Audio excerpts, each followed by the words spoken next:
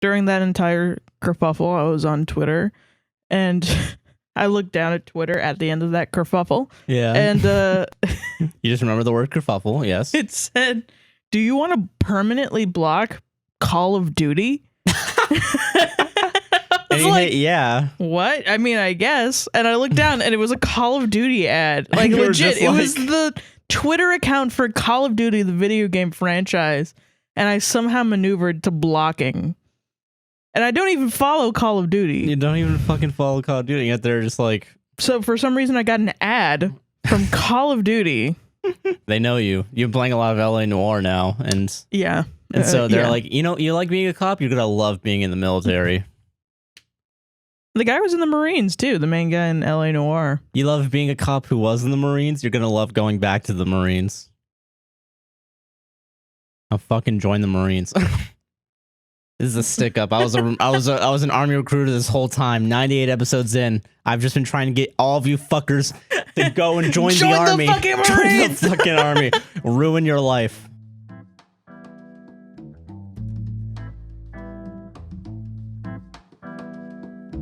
Hi everyone, welcome to a podcast. Oh, I was drinking water. Okay, all okay, right. start it again. All right, I'll start again.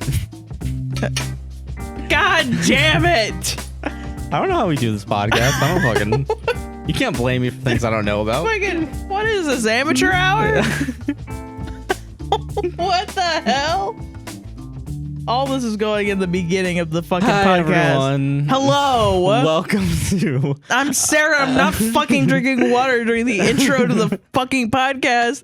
The 98th episode of the podcast, which means we should have some sort of experience doing this. No, we don't. We don't have any experience. We do not. We do not. Anyway, hello. Hello. Welcome to A podcast will save this relationship. I'm Josh. And I'm Sarah. And this is... Okay. At least you still got that gag going. Yeah. 98 episodes in. Hell yeah. How you doing today, Sarah? I'm doing pretty good. How are you doing? I'm doing good. I don't know how to do this podcast, and I don't know how we do these intros. Yeah, me neither. It's interesting going to a podcast being all fucking Reddit and listener stories. Yeah. Because I literally don't... I don't know what to do. I don't know what to talk about. Know. Today was like the first day I went outside for leisure in like months, you know? Like, I don't know. I went out yesterday to go to Walmart and that was it, but I didn't get to like look at trees, you know? I get that. COVID's been weighing on my mind recently. Yeah, it's been fucking getting at me. I recently thought like I had a memory. All alone in the moonlight. Da ba ba ba ba ba ba. You had a memory. Da da da da da da. Yeah, so I had a fucking memory about the before times. Oh, back when there wasn't the dreaded COVID-19. Yeah, okay. And we could all go outside and have fun. Remember that? I don't remember that because I never went outside before this. Well, I just remember... I don't even remember what the memory was. It was something like where I was just outside and it was a fun time. Yeah. And like I had a good interaction with somebody at like a grocery store or something, you know, and I just remembered it and I was like, man, why can't I do that? And I was like, oh yeah. A lot of people are dead. Yeah, a lot of people. Over 700,000. We did that like 2 weeks ago. And it really weighed on me a lot.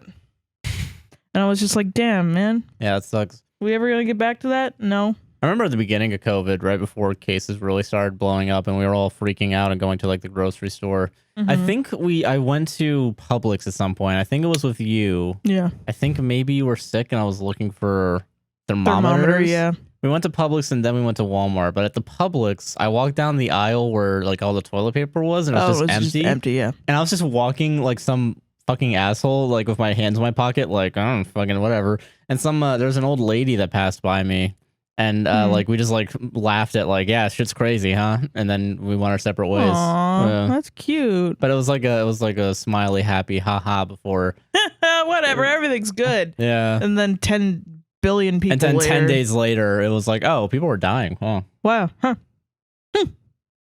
God, I remember that. I was in fucking school too. That was crazy beginning of COVID. Yeah, you know? Yeah. It's crazy to think. I guess it was just like a realization of like, we are in our World War II era where we have to scrimp and save and go through this terrible, tragic, traumatizing period of time, you know? Yeah. I guess I just realized that, and I was like, when will it ever end? You know, I felt like going outside and taking a sepia toned photo of myself with like a pitchfork outside in the front, or just like all dusty with all my 7-8 children, and we're all emaciated because we don't have food or something. I get it. Where's our one government issued food item? You're out on the farm and it's the rusty metal windmill just slowly going. Exactly. The farm has the rooster north, south, east, west compass. Cue the Mickey Mouse cartoon episode where they slice the bean legume so thin that it's see-through. That shit is so sad. Have you seen that? I actually haven't. Holy shit. It's like a fucking scene where Mickey Mouse, Goofy, and Donald Duck are sitting around, and they're so poor that they have to eat one bean, and Mickey is slicing up the bean. That actually sounds vaguely familiar. Slicing it so that it's so super thin and like Jesus. Barely anything. It's really fucking sad. It is a little sad. Damn. It's even sadder than the Donald Duck Heil Hitler. That one, yeah. Oh God, I forgot about that one too. Crazy times. Because nobody had any money. Especially, but Disney also had to be excruciatingly obnoxious about them not having money. You know what I mean? Yeah, for sure. Yeah. That's how we win the war. That's how we win the war, was Disney arguing that... You buy war bonds? No, people don't want to watch cartoons. No fucking shit. There's a war happening, Disney. You dumbass. Yeah. Fucking Disney. Hate Disney. Disney has always been annoying. Can we talk about that? Yeah, let's do it. That'll be the talk about banter. How Disney's just constantly always been annoying. Yeah, That's the beginning. Yeah, and then it became obnoxious even more. Mm-hmm. All these fucking boomers, millennials, even some Zoomers still. Yeah. Zoomers that we fucking know. Yeah, well, yeah. Fucking Disney adults. Like, I don't know. People talk about Disney adults now like there's some sort of weird phenomena. No, they've always been around. No, yeah. It's been fucking brainwashing everyone's head. As someone who's lived here in Florida for my entire life, it's always been there. And like, let me tell you, man. Everything's the mouse. I never got it. I never get it. Yeah, I never did either, because I grew up in Atlanta when I was a kid, you know. And I had uncle and aunts that were really, really into Disney. And, but I had never been to Disney. I didn't get to go to Disney until like middle school. And then I came down here and everybody was like, yeah, I've been to Universal and Disney like 300 times since the day I was born. I was born at Disney and I've lived at Disney. Yeah. And the first meal I had was a funnel cake from Universal, and, you know. Yeah, no. And like, I mean, Universal, at least I can understand because they're just better, you know? Yeah. Better in every way, 100%. Yeah, but like, I don't know, the Disney thing, like, because like Disney, I really do mean brainwash, because like my mom comes from like New Jersey, right? Mm-hmm. And like apparently in New Jersey, Disney's like a huge fucking thing. Yeah. And it's ridiculous. And like, that's like the thing everyone, you know, because everyone has... around the world, you know, in the suburbs of America, there's the Disney dream of like during the summer, you know, oh, the kids are at school, you have like 1 week of vacation from your nice job where you actually have money to go out and do things. So you buy the first class ticket, and then you get on the now defunct Magical Express, go to... I can't believe that. That boggles my fucking mind. I don't even know how our airport is standing. Honestly, I mean, this is the only airport that people can but it's like that airport operated so hard around the Disney Magical Express. Yeah. Like every single fucking thing was about the Disney Magical Express. Yeah, everyone needs to get to the fucking Disney. The airport, nobody could find where the Disney Magical Express was at the Orlando International Airport. So they made a mascot for the airport that did a little dance that would show you where the Disney Magical Express was. Yeah. And he would go like... Yeah, so, okay, yeah, because... Okay, that's what he would do. MCO, Orlando National Airport, they're going through a huge renovation. They're adding another fucking terminal exclusively... That's like a 5-star fucking hotel piece of architecture. Yeah, and it's fucking gorgeous. And my bet is that terminal is going to be the new Disney terminal if Disney comes back. Yeah. Because that's also the one that's going to be connected to the Miami train.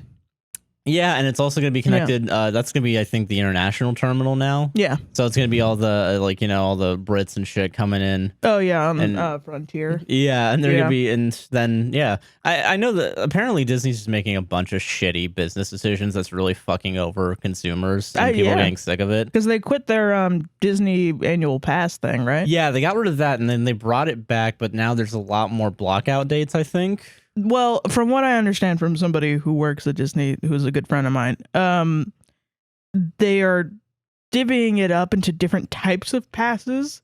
Like now there's like the Princess Pass and the Adventure Pass, the Rose Pass, or the one that's themed after Aladdin, and like the one that's themed after all the different princesses or whatever. It's all different, and it's all different like tiers, levels, tiers. But also it's not even really tiered. It's like they're just different from each other. It's not like you can get the Mega Omega Pass that has everything. You can. It's like they're all just different dates. Really? Yeah. That is dumb as hell. But similar prices. I mean, because like if it's like a tiered thing, I can at least kind of understand that. Like Universal does that. Like they have 3 different passes. One like has a blockout dates, one doesn't, and one gives you like free water and Halloween and Horror Nights passes. Right. Like that makes sense, you know. And if you're paying more for that, but no, I guess because I think it's for like each park. And then, but it's like if you specifically want to go to Animal Kingdom, you get like 1 Lion week. King pass. Yeah, you know. Interesting, but you can only go in June. Yeah, it's just like super weird. It's really weird. Yeah, that doesn't make any fucking sense to me. I don't know. Christmas one, Nightmare Before Christmas one, you get to go to the Christmas thing, but just the Christmas thing. Which honestly, people are gonna buy the shit out of that one. Oh my fucking god! Yeah, I can see a lot of. There is nothing to do. Locals. Yeah. There's nothing to do here in Orlando during Christmas but go to Disney Christmas. Yeah, the theme parks is literally it. Other than that, there's fucking nothing else to do. If you're poor, you don't do anything. You work at Disney. Yeah. I remember that for sure. Yeah. That's what I did my first fucking year at Disney. My one half month stint at Disney before I couldn't take it anymore. Yeah. Like I don't know. I guess like I like going to like cities, you know, that and finding like the little culture that was within their city. And I've always gone to like a St. Augustine or like a Savannah, Georgia, or a Tybee Island or something where like they don't really have like a company that they're geographically based on. I don't think many places have that other than like Tallahassee with FSU, because that I count that as like a company. It might as well be. It's basically a company. But yeah, because like Orlando's like smack dab in the middle of nowhere, swamp. Like it's not a coastal city, so you can't really ship things in. And right, like, Orlando doesn't have that shit. It doesn't have that other type of culture if it's not Disney. Yeah, it's just a tourist spot, really. And it sucks. I don't know. I've been watching a lot of like theme park videos recently. I think a few weeks ago I got into my binge of like, oh hey, here's why Disney's fucking up. I think I might have talked about this on the podcast recently too. Nothing has happened in my life besides theme park stuff. Yeah, we haven't done anything. Yeah, so sorry if I'm repeating myself, but like I don't like Disney. One of the problems that Disney's having is like they're just not increasing capacity. Really? Yeah, they're just not adding rides that are actually like high capacity. Cool. So like they're just fucked. And then they're also making really shitty rides that are like knockoff of Legoland rides and putting that in California. And because no one goes to California, fuck them. But like you know, like that is true. The way Californians talk about Disneyland is like, fucking, I don't know. I mean, it's like bowling for them, you know? Yeah, pretty much. Yeah, that's how it is for pretty much any of the theme parks in California. Because like they don't have the land there for theme parks, right? You know, we have so much flat buildable land that hasn't even been touched yet. That theme parks are just like, let's go Disney for it. Just leveled the entire state of Florida down, and then the heads at NBC and GE were like, oh yeah, let's buy some of this shit. Let's buy some of this too. Why not? Can't have a monopoly on this shit. That's not legal. We need a duopoly. Yeah. But yeah, no, it's really I don't know. It's just fucked, man. Disney's just gonna lose everyone eventually. It's just getting shittier and shittier. Yeah. I don't know. Why would you want to go there with all those fucking kids? If you have kids, that's it. Those little kids with those little sticky hands. Because you know we let everyone advertise to kids, and you know it's a good thing. Advertising to kids is always a good thing. But doing that, and then your kid is like, oh, I want to go to Disney, and you're like, fuck, and then you have to go to Disney. damn it. And you Yeah. gotta plan out a whole vacation, and you gotta pray to God that like their hotels are actually nice. And you gotta pray to God that if you get like anything other than their hotels, that it's nice. You get the nice hotel that just so happens to also have transportation to Disney, so you don't have to completely rent out an Uber or whatever. Right. Like, I didn't even know that existed until I got my second job here, and we had to deliver instruments to those places because Disney was hosting some like high school orchestra. I used to work for like a string shop, and fucking we had to load up like 20 cellos into a van.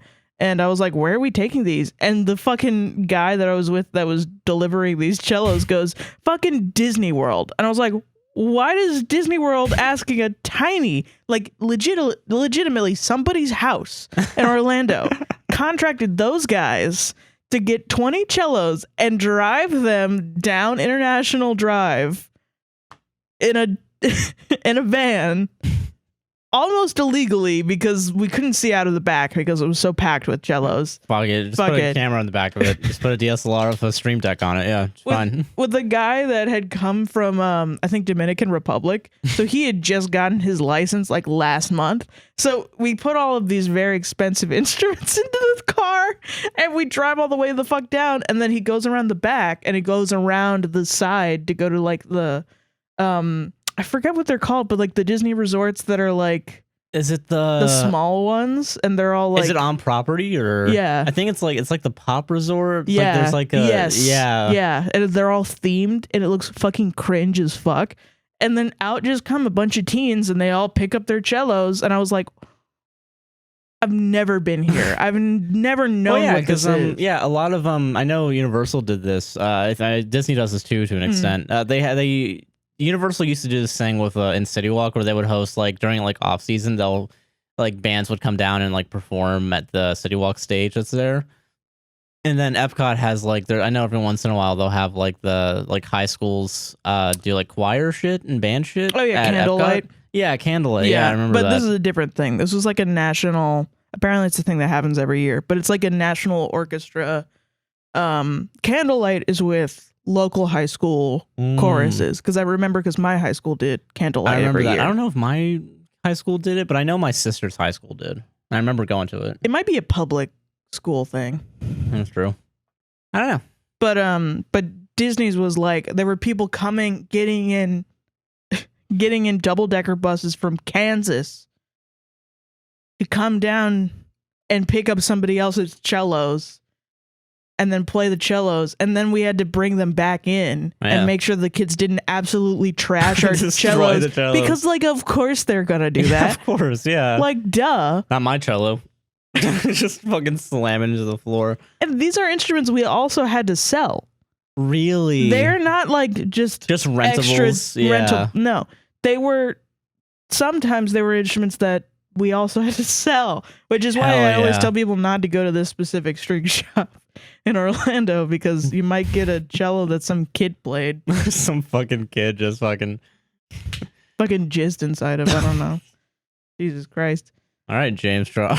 I know what happens in high school orchestra. All right. I know what happens. Yeah, I know what happens too. Yeah. So fair enough. I would not let a horny teenager touch an instrument of mine. I would not let a teenager look or be in the same room as an instrument that I have that is mine. Damn. If it's somebody else's, I don't give a fuck. You can come all over that shit. But like, fucking, if it's mine, I will fucking fight a kid. I will punch a kid. Really? I will punch a 16-year-old. Shit out of a kid. Yeah. That shit's $2,000. I get That's it. That's a Nicholas Parola. You can't look at that shit. That's mine. Guys, down below, let me know what the Nicholas Parola is. It's like a mid-range. It's the Fender of cellos. This is really pretentious. It's the mid-higher range for college student violists. I want you to think about what you just said and feel the shame. It's like it's not the best. But it's also like it's not like a. Do you want me to get you one of those Rose Luger vibrators so you can help you show yourself off a little bit more?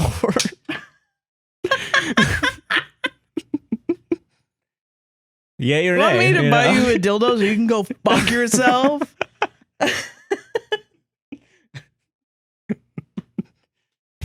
First it was fenders, now it's it's some other bullshit. Now some other bullshit. She's talking about violas or something. I don't know. I'm joking. Some rants. Yeah, of course. I know. If it was real, I would walk out of our house.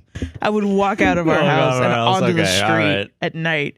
But yeah, I get it. So I don't know. You want to get into this fucking bullshit? Let's get into some stories. All right. So we have 2 Reddit stories and 6 listener stories today, yes, everybody. We do. So, okay. I'm going to read this in the amount of time in the way that I came across these stories. Okay. The title is My Sister, 27 female, did not congratulate me, 23 male, or my fiance, 22 female, on our engagement. Ooh. This is actually interesting because I don't really know how I feel about this one. Really? Yeah. But I know somebody's kind of pretty obviously the asshole, but like for like kind of different reasons sometimes. Okay. All right. But I'm also like, I don't know, would I be upset? Maybe I would be, but maybe I wouldn't. I don't know. Okay. Me and my then girlfriend went on a trip to the Caribbean and I proposed and we had a wonderful time. We sent pictures and texts to our family and friends, family group chats and stuff, and received a ton of congratulations. My sister is the only close family member who did not reach out to us and congratulate us. To her credit, she did heart the picture in the group chat. That's good song. Good song. Yeah. They went out of their way to press and hold. All right. Yeah, that's pretty good. A ton of my cousins, aunts, and uncles texted or called us. People we hardly know commented on Instagram and Facebook posts, but it has been a week and my sister has not said anything to either of us.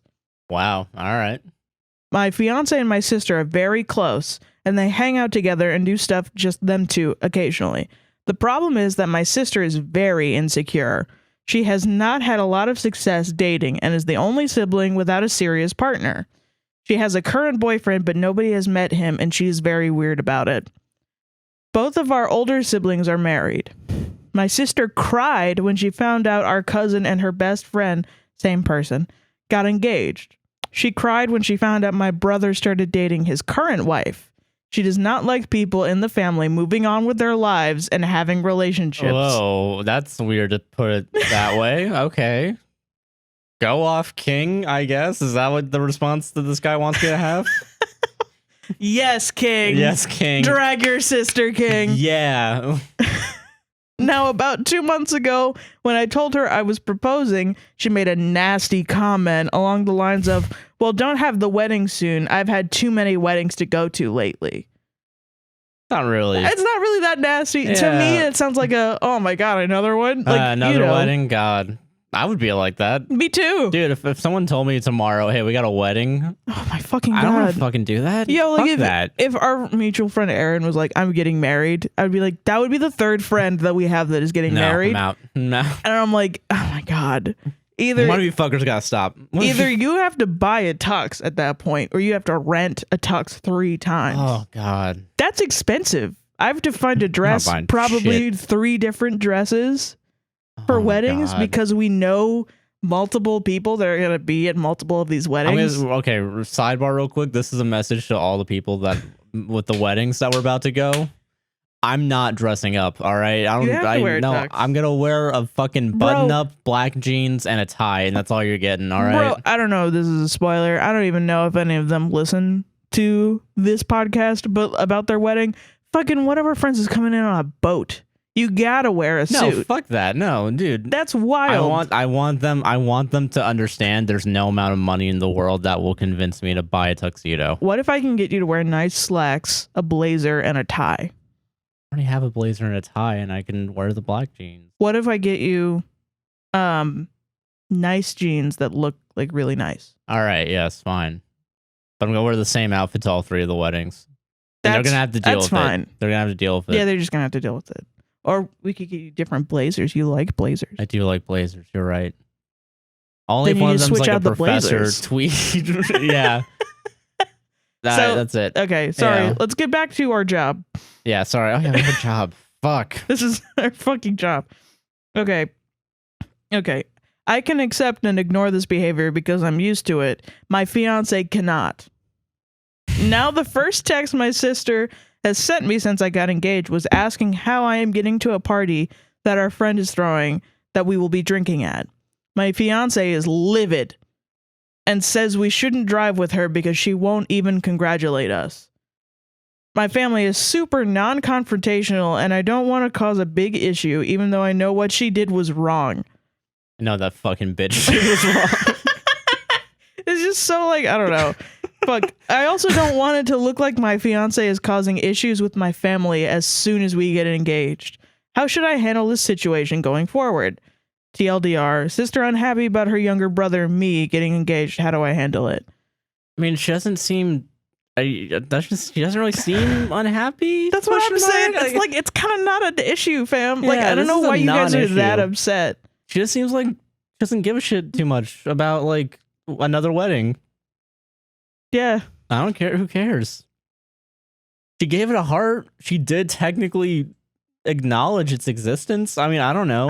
Yeah, like, that's kind of my thing, but I'm like, I mean, I guess it's like kind of shitty. It is a little shitty to like not. If it really is like, if he really knows his sister, our cats are trying to mow down the door to get in here. Yeah. But if he really knows his sister and it is like that is the case, then maybe it's shitty, but it's also like, don't get this mad about it. Yeah, like, it's just let her be a little baby. You don't look like a good person for bitching about it. Like, yeah, like what are you gonna do? Force her to congratulate you? Yeah, that's like, weird. Hey, you didn't say congrats on the engagement, right? And I would really love it if you fucking said it. We can't hang out with you if you don't congratulate. If you don't fucking We're getting you out of the family if you don't say. So I chose this partly because it also reminded me, I got really upset recently during my birthday because I was being a little baby because I had to work during my birthday, and a friend of ours he just forgot to say happy birthday and still hasn't, by the way. I've been counting the days. No, I'm joking. And I got really upset, and then we went to fucking Daytona in the middle of the night. And I just went there, and as soon as I looked out into the ocean at night, into the stars, I was like, I'm being a little bitch about this. And then we just came right the fuck back. And I'm like, oh, maybe you just need that. Maybe you and your fiance just need to get in the fucking car and go to a beach at night and look into the stars and be like, wow, my problems are not important. Maybe you're just being a smidge entitled here. Just a little bit, yeah. Just a smidge, Just a little bit, And honestly, I feel you because same, I do that sometimes. Okay. So, the comments. The comments are dragging this man. Wow. They are dragging him so hard. Good. Are you guys really getting pissy over her not congratulating you when you've gotten congratulations from most everyone else? That's the other thing. You've been well congratulated. Yeah, you got a lot of fuck it, whatever. Come on, man. Is this really what you guys are livid about? That is kind of crazy. Yeah, I'm fucking livid about this. Fucking livid that you didn't congratulate me on my milestone in my life. This is such a non-issue. I just don't understand why you need her congratulations. Are you unable to breathe without it? She's obviously sad and mad that she hasn't found anyone to marry yet. Just let her act out and move on with your lives. I mean, unless it gets to the point where she's like directly like calling you and being like, you're a bitch for getting married. Are you just being cordial otherwise? Like, I mean, like, let's be honest, like, if as long as like nothing really is impacting the relationship between you and your sister, if you still respect your sister, although let's be honest, listening to this post doesn't seem like it, but like maybe there's more to this, or maybe just fucking let her. Yeah, maybe she's just whatever. Yeah. But it's also like, I don't know. She still deserves basic human respect. Yeah, like shit. Just chill out. Maybe something's going on. There's a fucking person I need to message on Discord that I keep forgetting to do. Yeah. And I don't want to open the message. Like, I don't know. Like, something's going on maybe, Yeah, true. Like shit. Yeah, that's true.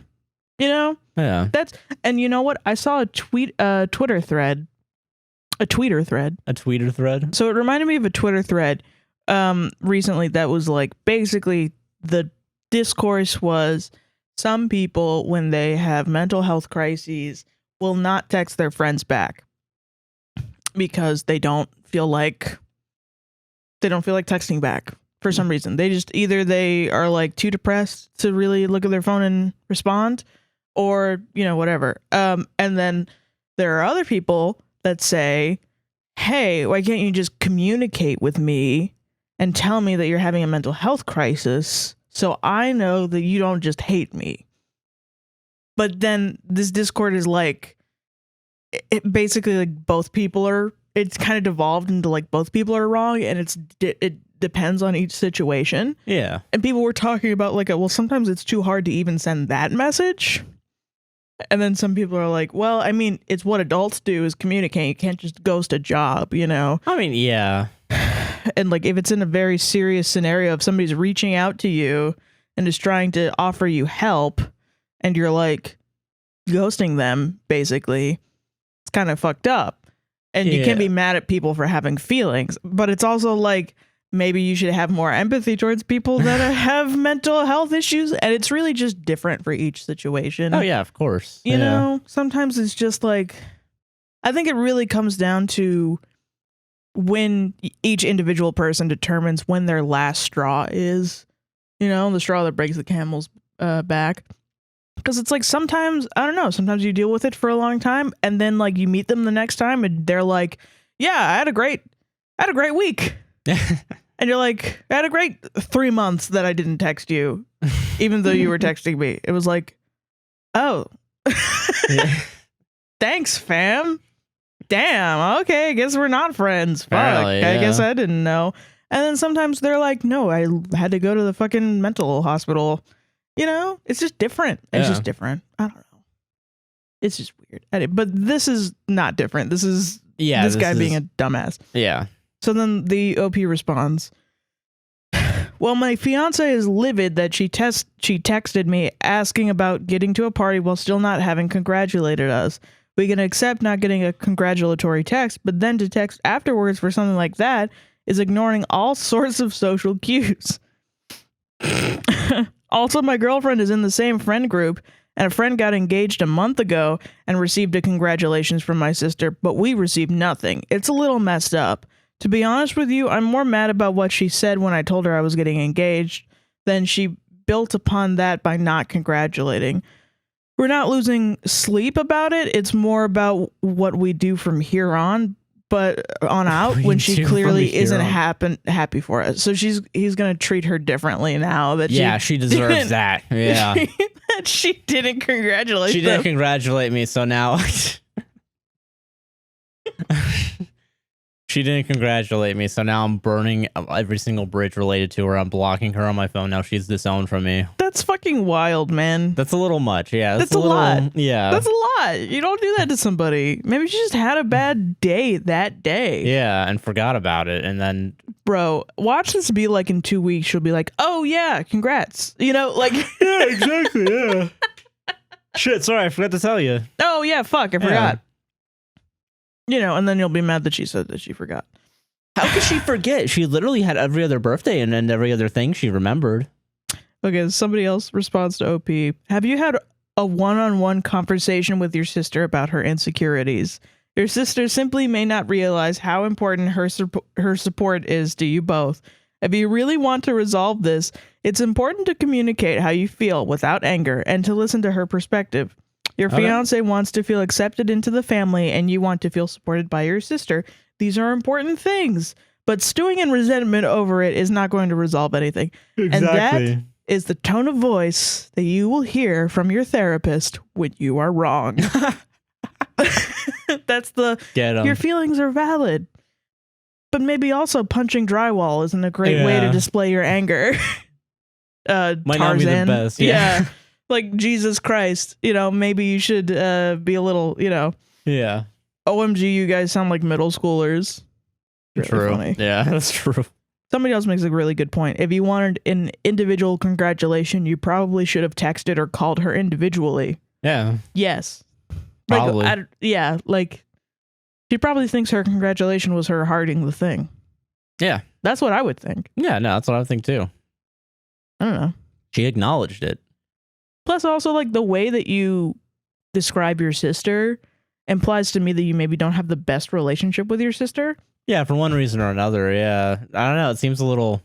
And if you didn't really connect deeply with your sister, or don't have that deep of a connection, yeah, or your sister doesn't have that deep of a connection with your fiance, however much your fiance thinks that she does have a deep connection with your sister, it's possible that she just doesn't. Yeah, she just doesn't. You know, it's like, okay, yeah, exactly. Yeah, treats you like a fucking, you know, like a colleague, more like a, you know, that can happen sometimes, and that's what you get.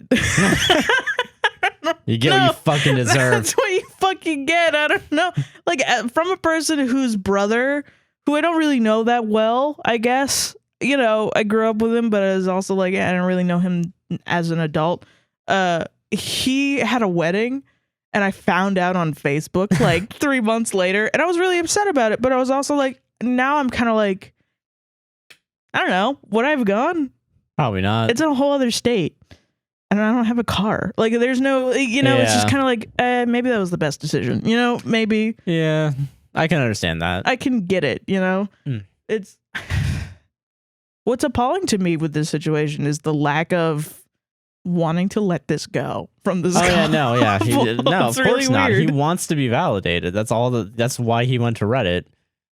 Because he had the thought in his head, oh, yeah, if I just go on Reddit. Yeah. Bunch of other dudes will be like, yeah, fuck your sister. A bunch of people that are just like, grow up, please. You're entitled. You're being a kid. Oh my God, what the fuck is this even about? Yeah. This poster, I can't find the comments now, but there were comments about a previous post where the poster got into an argument with his fiance because he wanted to book a solo trip that would happen within the first winter season of his engagement with his partner, but he only was going alone on like an expedition or something. So he wanted to do that, and his partner got upset because something about New Year's. I'm gonna read it in a second, but he said in the post, "I already did her a favor by proposing to her." This guy said that. My cock is a gift from God. Any woman who dares fucking look upon this grace of beauty that is my cock and balls better know it's fucking good for her and let me go ski in fucking Canada with the fucking Mounties, all right? Like 4 months, you know? Something like that. Okay, not 4 months, like 7 days. But fucking... okay. Any amount of time, it doesn't matter.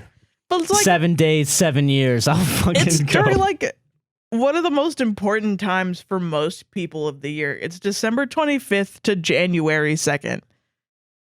It's like on Christmas to the day after New Year's.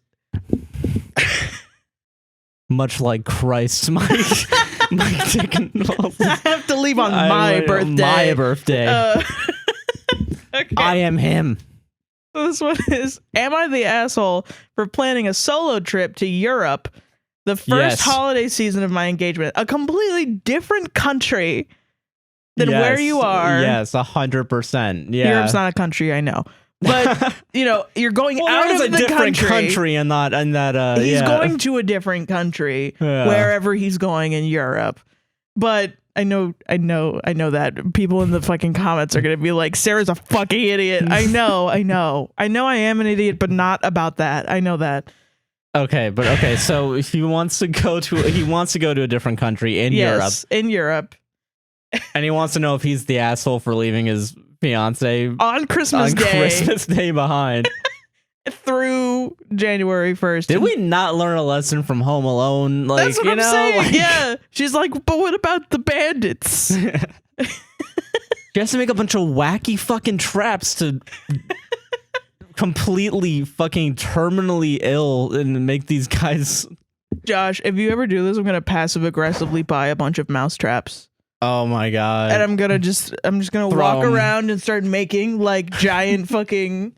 I'm gonna. Second I get home, I open the door and like a bunch of water falls on me, but it's in the bucket, and I whoa, and then there's a skateboard in front of me, and I run into Misty, and she claws at my back. And somehow we've gotten a golden retriever by then, and he's just gonna run through because he sees. Yeah, exactly. Yeah. Yeah. Me and my fiance just got engaged, and everything has been going well. I've been planning a trip to Europe for the week of December 25th to January 2nd. Parentheses, because I don't have to work that week.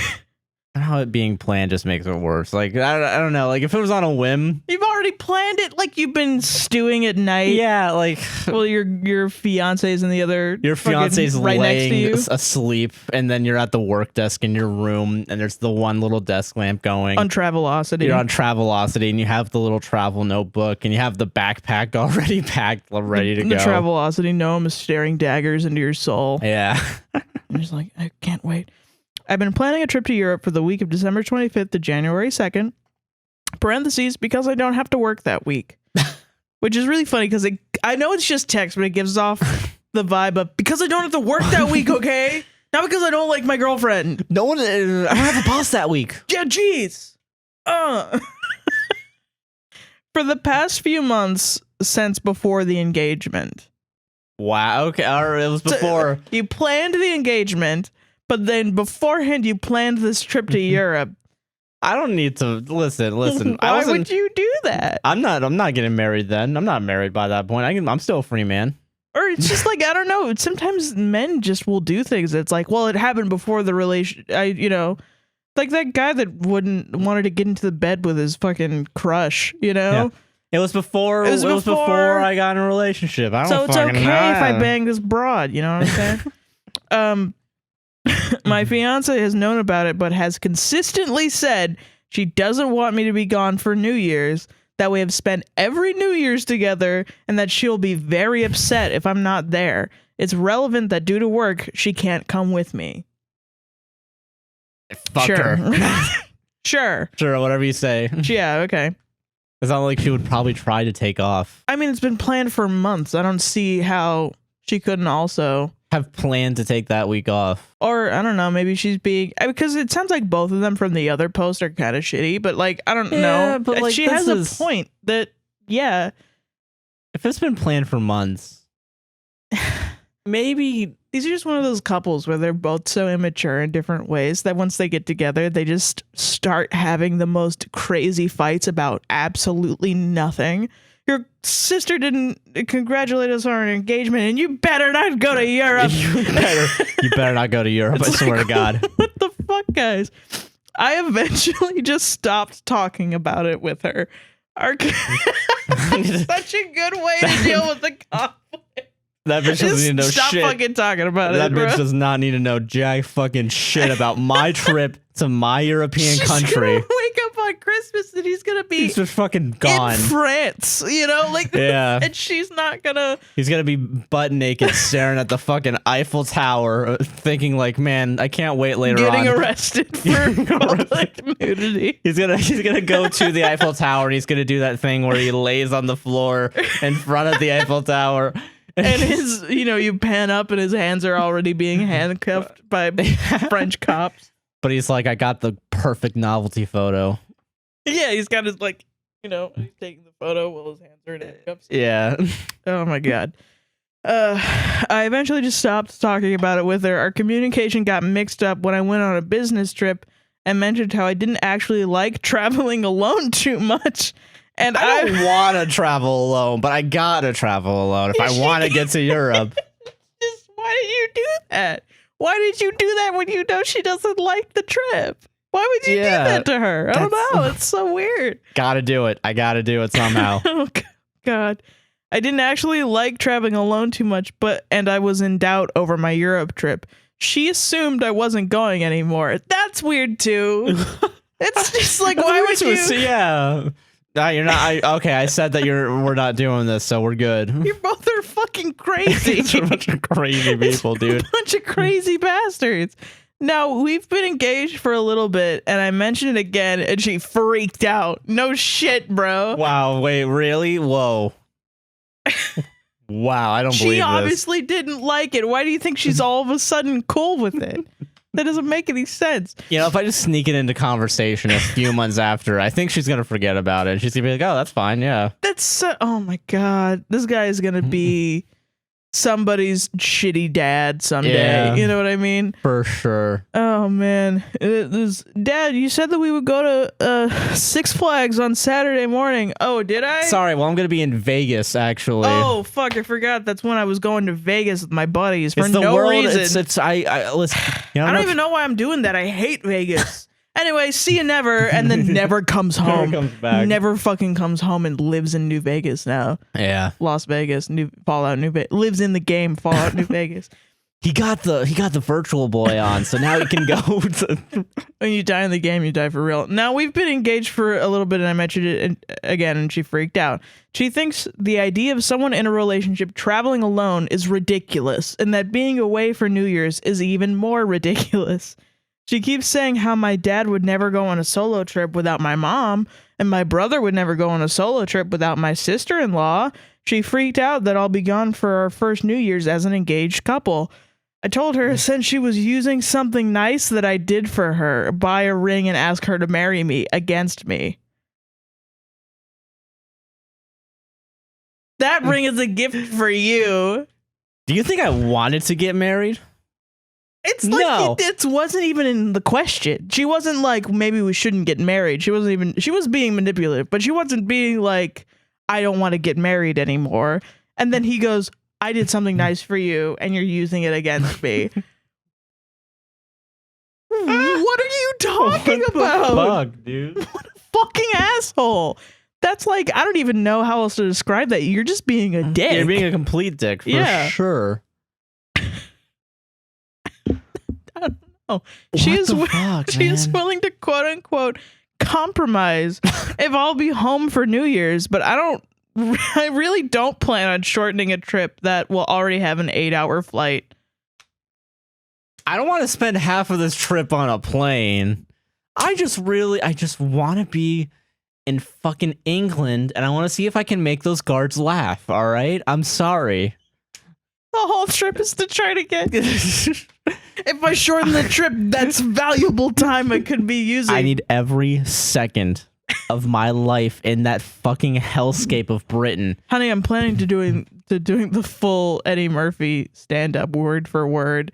You know, I've been memorizing every stand-up from Eddie Murphy over and over again. If that doesn't work, I got George Carlin in the back just fucking including playing. all of the N-words. Every single N-word I'm going to say to these guys. That'll for sure at least make him go.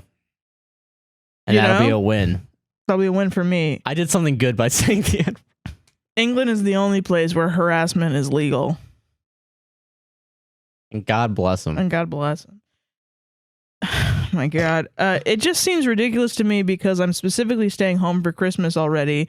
And she says she'd rather have me home for New Year's, but I think Christmas is the more important holiday. Yeah, it's the Lord's Day. Oh, well, that's just another instance where she's like, here are my needs. And then you go, no, my needs are more important. There's a bunch of other elements about my trip she doesn't like too. Like I wanted to stay in a hostel because I never got to do that when I was younger. And she thinks that's immature / weird for someone in my age, 24. Dude, I was joking last week about the Amsterdam person going to Europe to This is the fuck. Amsterdam person. This is the real person that wants like, to fuck I want in to go a to a hostel. hostel. I want to fuck so many bitches in those beds. Do you think he's doing that because he's getting married? Oh, 100%. Yeah. He has to get that body count. He's got to go. He found out her body count and has to go. It was like, oh shit. Gotta double, gotta be above it. I gotta go above it. This is a competition. I gotta win. And she also thinks I'll get murdered and or kidnapped if I stay in a hostel. So am I the asshole? Do you think? Yeah, I mean, in this scenario, probably, yeah. Yeah, probably you are the asshole. It's just, okay, let's get to the comments, All baby. right, what are these comments? I need to know. Please. Someone's gonna be like, everyone's shitty here. What you did was completely wrong, but also she should be. Also, she's a woman, so she's automatically in the wrong because this is Reddit. Okay, somebody goes, honestly, I'm stuck on the part where you say buying her a ring and asking her to marry you is something nice that I did for her. Too many dots. What the fuck? Yeah, no shit. Yeah, that you should be paused on that. Yeah, you should be for a long time. Why are we still doing this podcast? We should have just ended it right there. That's done. That's done. That's the king of assholes. You're the asshole. This didn't come about suddenly. She's had concerns since the get-go. You just decided ignoring it was the way to go. Like God intended, yeah, just fucking... The OP responded, because he likes to do that. And he goes, I don't mean like a favor or anything, just like... Just like what? Sorry, just like what? Just like what? What is it? Just like it's something positive that I put time, money, and effort into. Yeah, because you want to marry her. Then why did you fucking say in the post you were doing something nice for her? It's for both of you. Yeah, it's for you fucking marry both her, of you. right? That's what that's right. Well, how the fuck do people get married anymore? You know what I'm saying? God, people Jesus. will just get married cause Just they think it's yeah. the right thing to do. Because it'll be a nice thing for her. It's like a Valentine's Day gift, you know? Yeah, it's just like, I don't know, I guess. I didn't have anything for her birthday, so... I guess I'm marrying her. Fuck, She whatever. keeps nagging me about, when are we getting married? And I'm like, I'm not marrying know. her, though, if I don't get to go into this hostel in Europe and fuck all these bitches. Fuck, I mean, it's like a favor or anything. It's just like, it's something positive that I put time, money, and effort into, and then just because I chose to do it now before the trip, it's getting factored in as a reason I can't take the trip.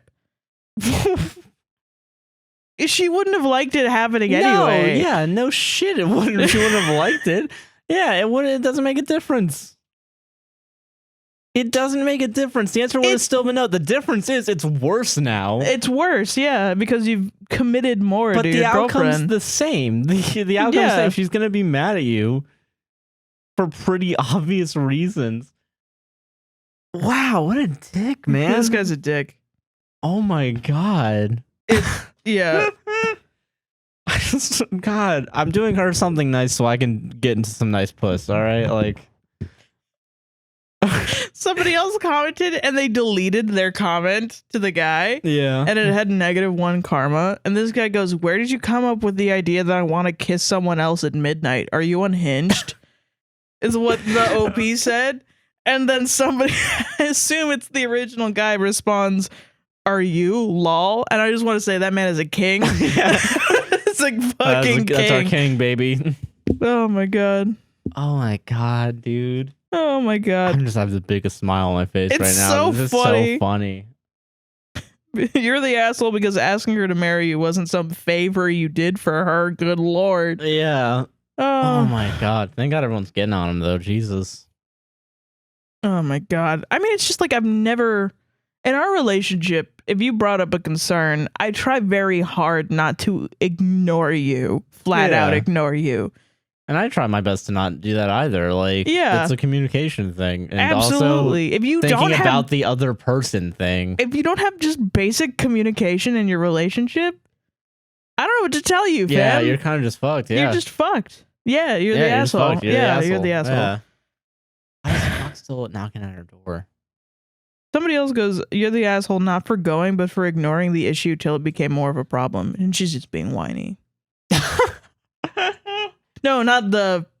I'm saying our cat is being whiny. Oh, okay, sorry. I thought that was the other poster. The post, no, dude. That's really funny. Oh my God, she's being a whiny little nerd for... No. Okay, yeah. Everybody's basically saying you're the asshole. I just want to find... Oh, okay. Somebody else goes... No asshole here. Maybe everybody's shitty here. You should have had better communication, perhaps. My other half has gone away with his family for a vacation. I haven't gone because I can't take the time off work. We live together and have been together for a few years, but aren't engaged yet. But now, this is a point where I just want to say to everybody out there that listen to these and then you want to put your 2 cents in, I really appreciate that you like commenting on our stuff. I just really want to point out, I do not care... I do not care if all of your comment is, well, when I was in that situation, I had a whole other situation happen. Yeah, sometimes different things happen when other people are in the same situation. Maybe sometimes things aren't the exact same as your life, Karen. I'm sorry. It's not the same thing all the time. Sometimes people are assholes. Sometimes people are narcissists. Sometimes people aren't that. And sometimes yours are. I don't know. Sometimes shit, like, stop fucking assuming because I didn't ask you to. I don't know. That's just kind of... Sometimes I get very frustrated. Comments, because Because we're just saying posts or we're just saying stories and then giving our honest feedback about our lives. Yeah. And we've done the work. That's the thing. We've done the work to put up the cameras and edit the thing and put it on the TikTok and all this shit.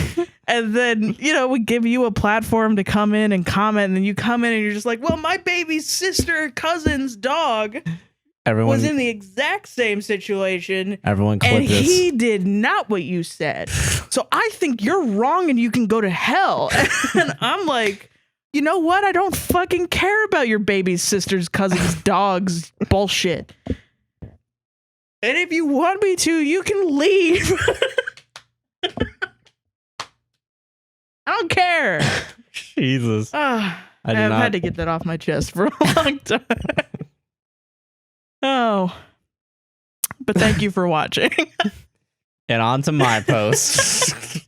Gotta snip this real quick. Just gonna take some pliers and just gonna cut that out. No, I'm not gonna cut that out. I'm just gonna cut your cord real quick. And you can take like half of that rant, and you can like fucking and cross dissolve my face during that. Yeah, well, yeah, but then also like bleep out half of what I'm saying, and then cut to technical difficulties. You know what I'm saying?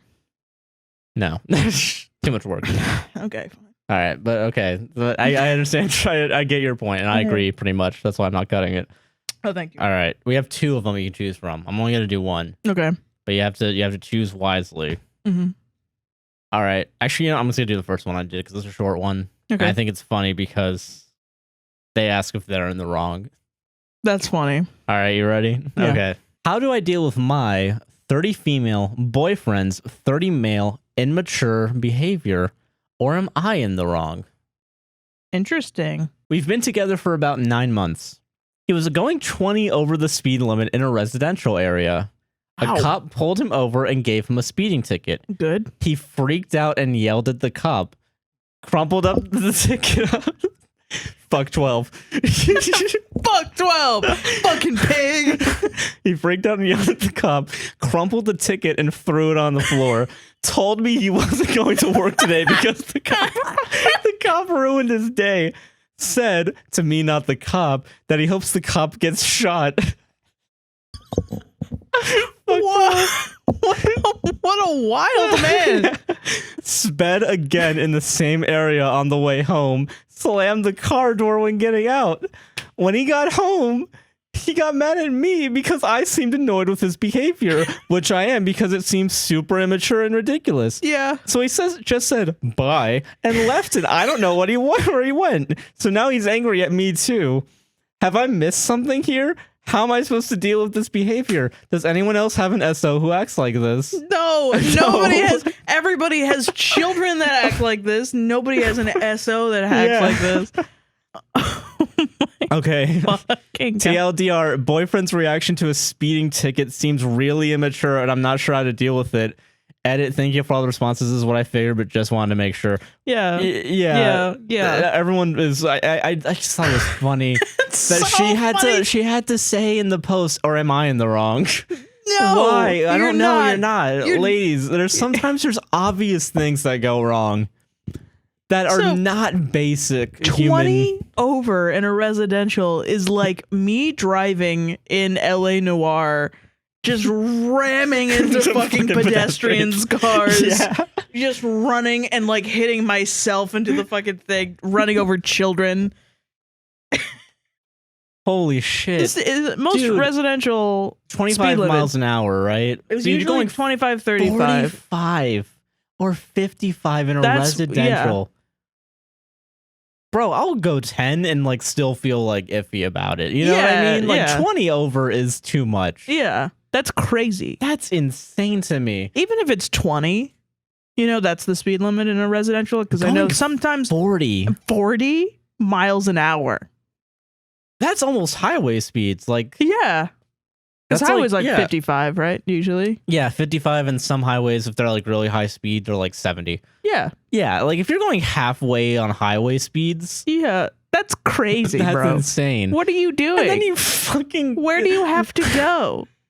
And then this boyfriend says fuck 12 and yells at the cop. Wait, does he say fuck 12? No, I said fuck 12. Okay. Oh my god. Like, he that would be crumbles the really tickets funny. and throws it on the floor and doesn't get shot, man. That's God. That's anarcho-primitivism right there. Anarcho-primitivism.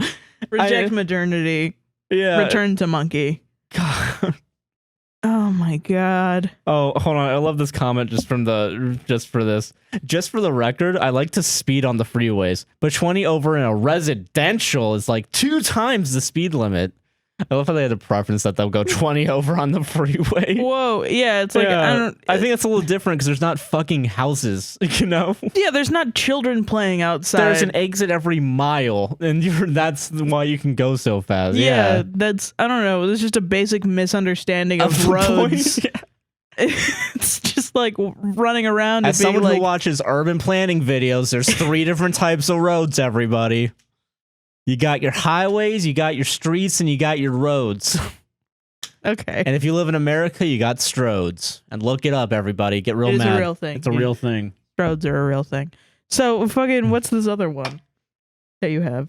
Do you want to do the other one? Yeah, that one was really short. Yeah, okay. This one's, I think, a little bit more serious. Okay. But that one was just funny, and I just thought that it would be a good one one. was really fucking God. funny. That one was like an injection of laughter into my veins. Holy shit, bro. A man said fuck 12. A man said fuck 12. All right. My 22 female. Okay, this one's a different one. Sorry. Okay. Completely different people. Completely different. Okay. My 22 female boyfriend, 25 male, still has pictures of his ex on Facebook. Should I be upset? I'm gonna give you a hint to Reddit's response. Reddit's 0 upvotes. Oh my god. At least the other one had 15. Yeah.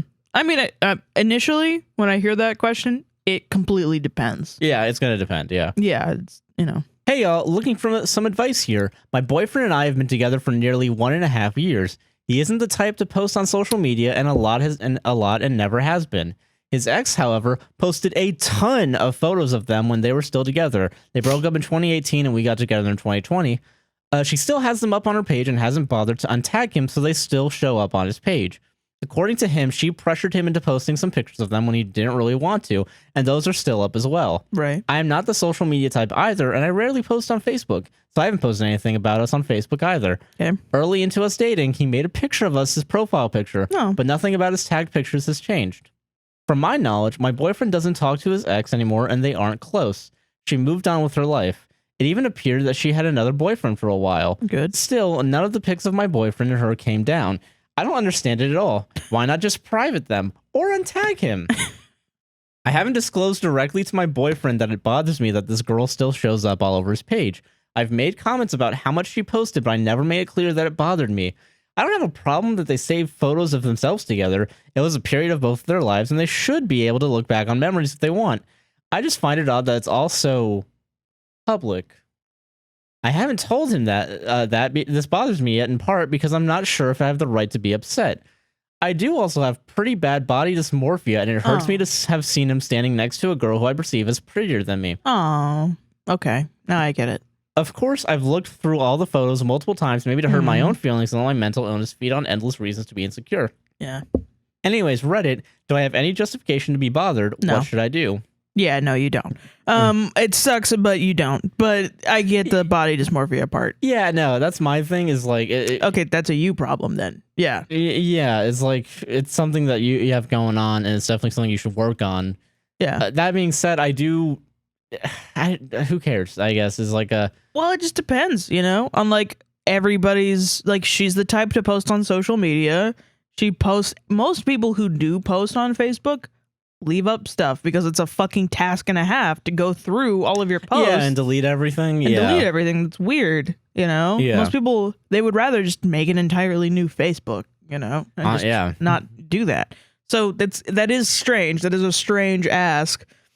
And I mean, it's not really something your boyfriend can control because it's not on his page. It's on her page, but he's tagged in it. Yeah.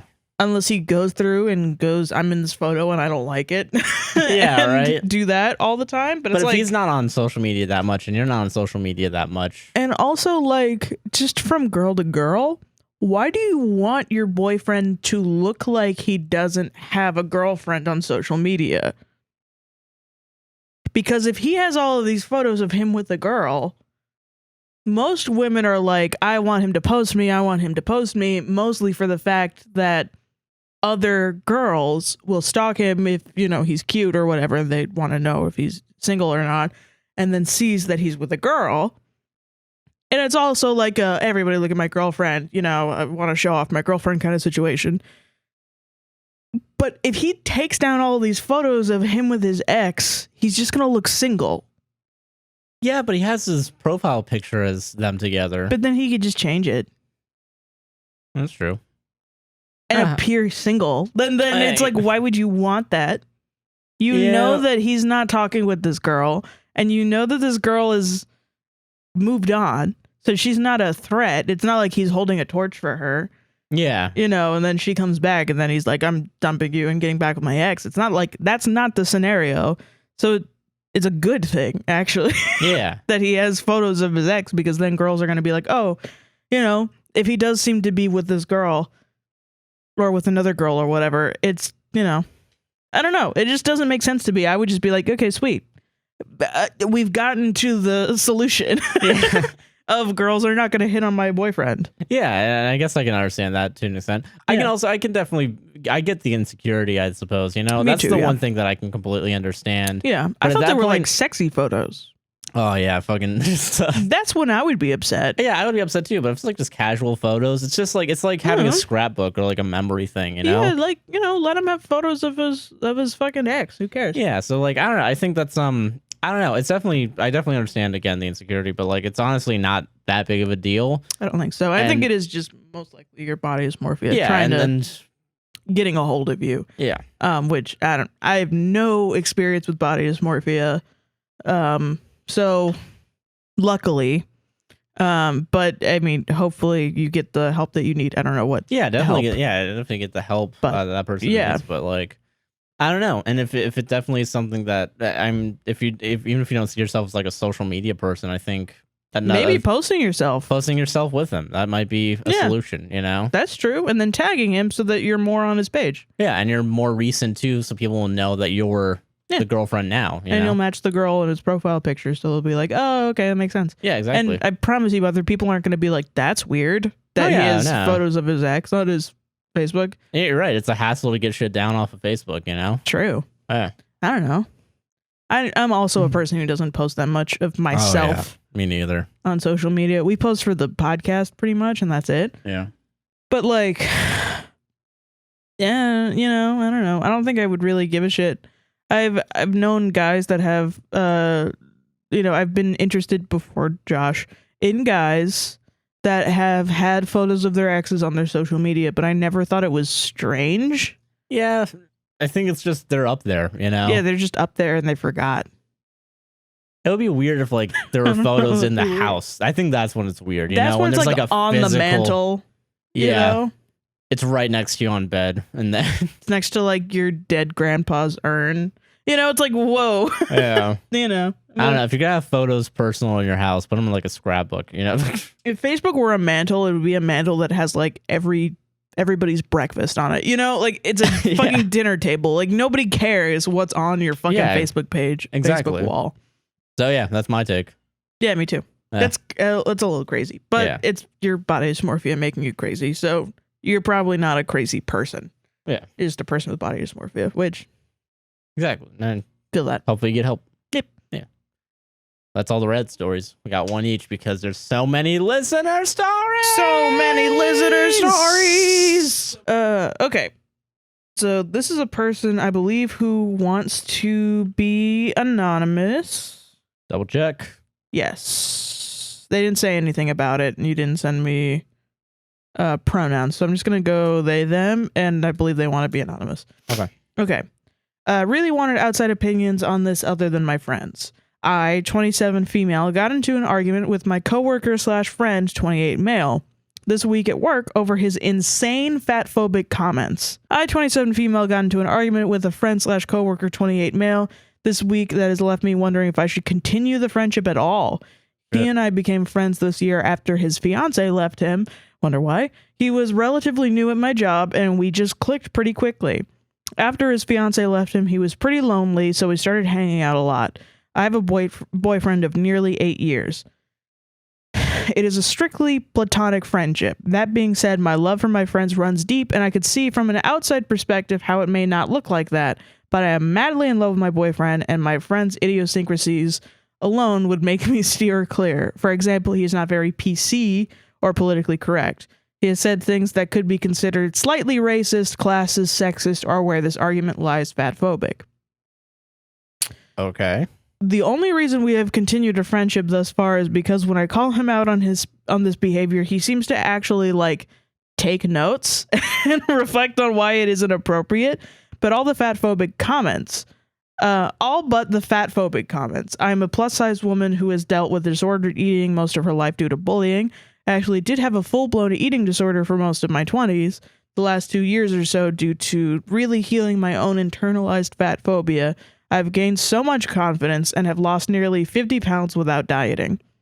That's fucking dope. Congrats. Yeah, congrats. Yeah. I just learned to love myself and listen to my body. He never says fatphobic comments about me specifically, but I have let him know on multiple occasions that the things he says about other people could really hurt the other people in the room that look like that person, especially if they don't have the love for themselves that I do.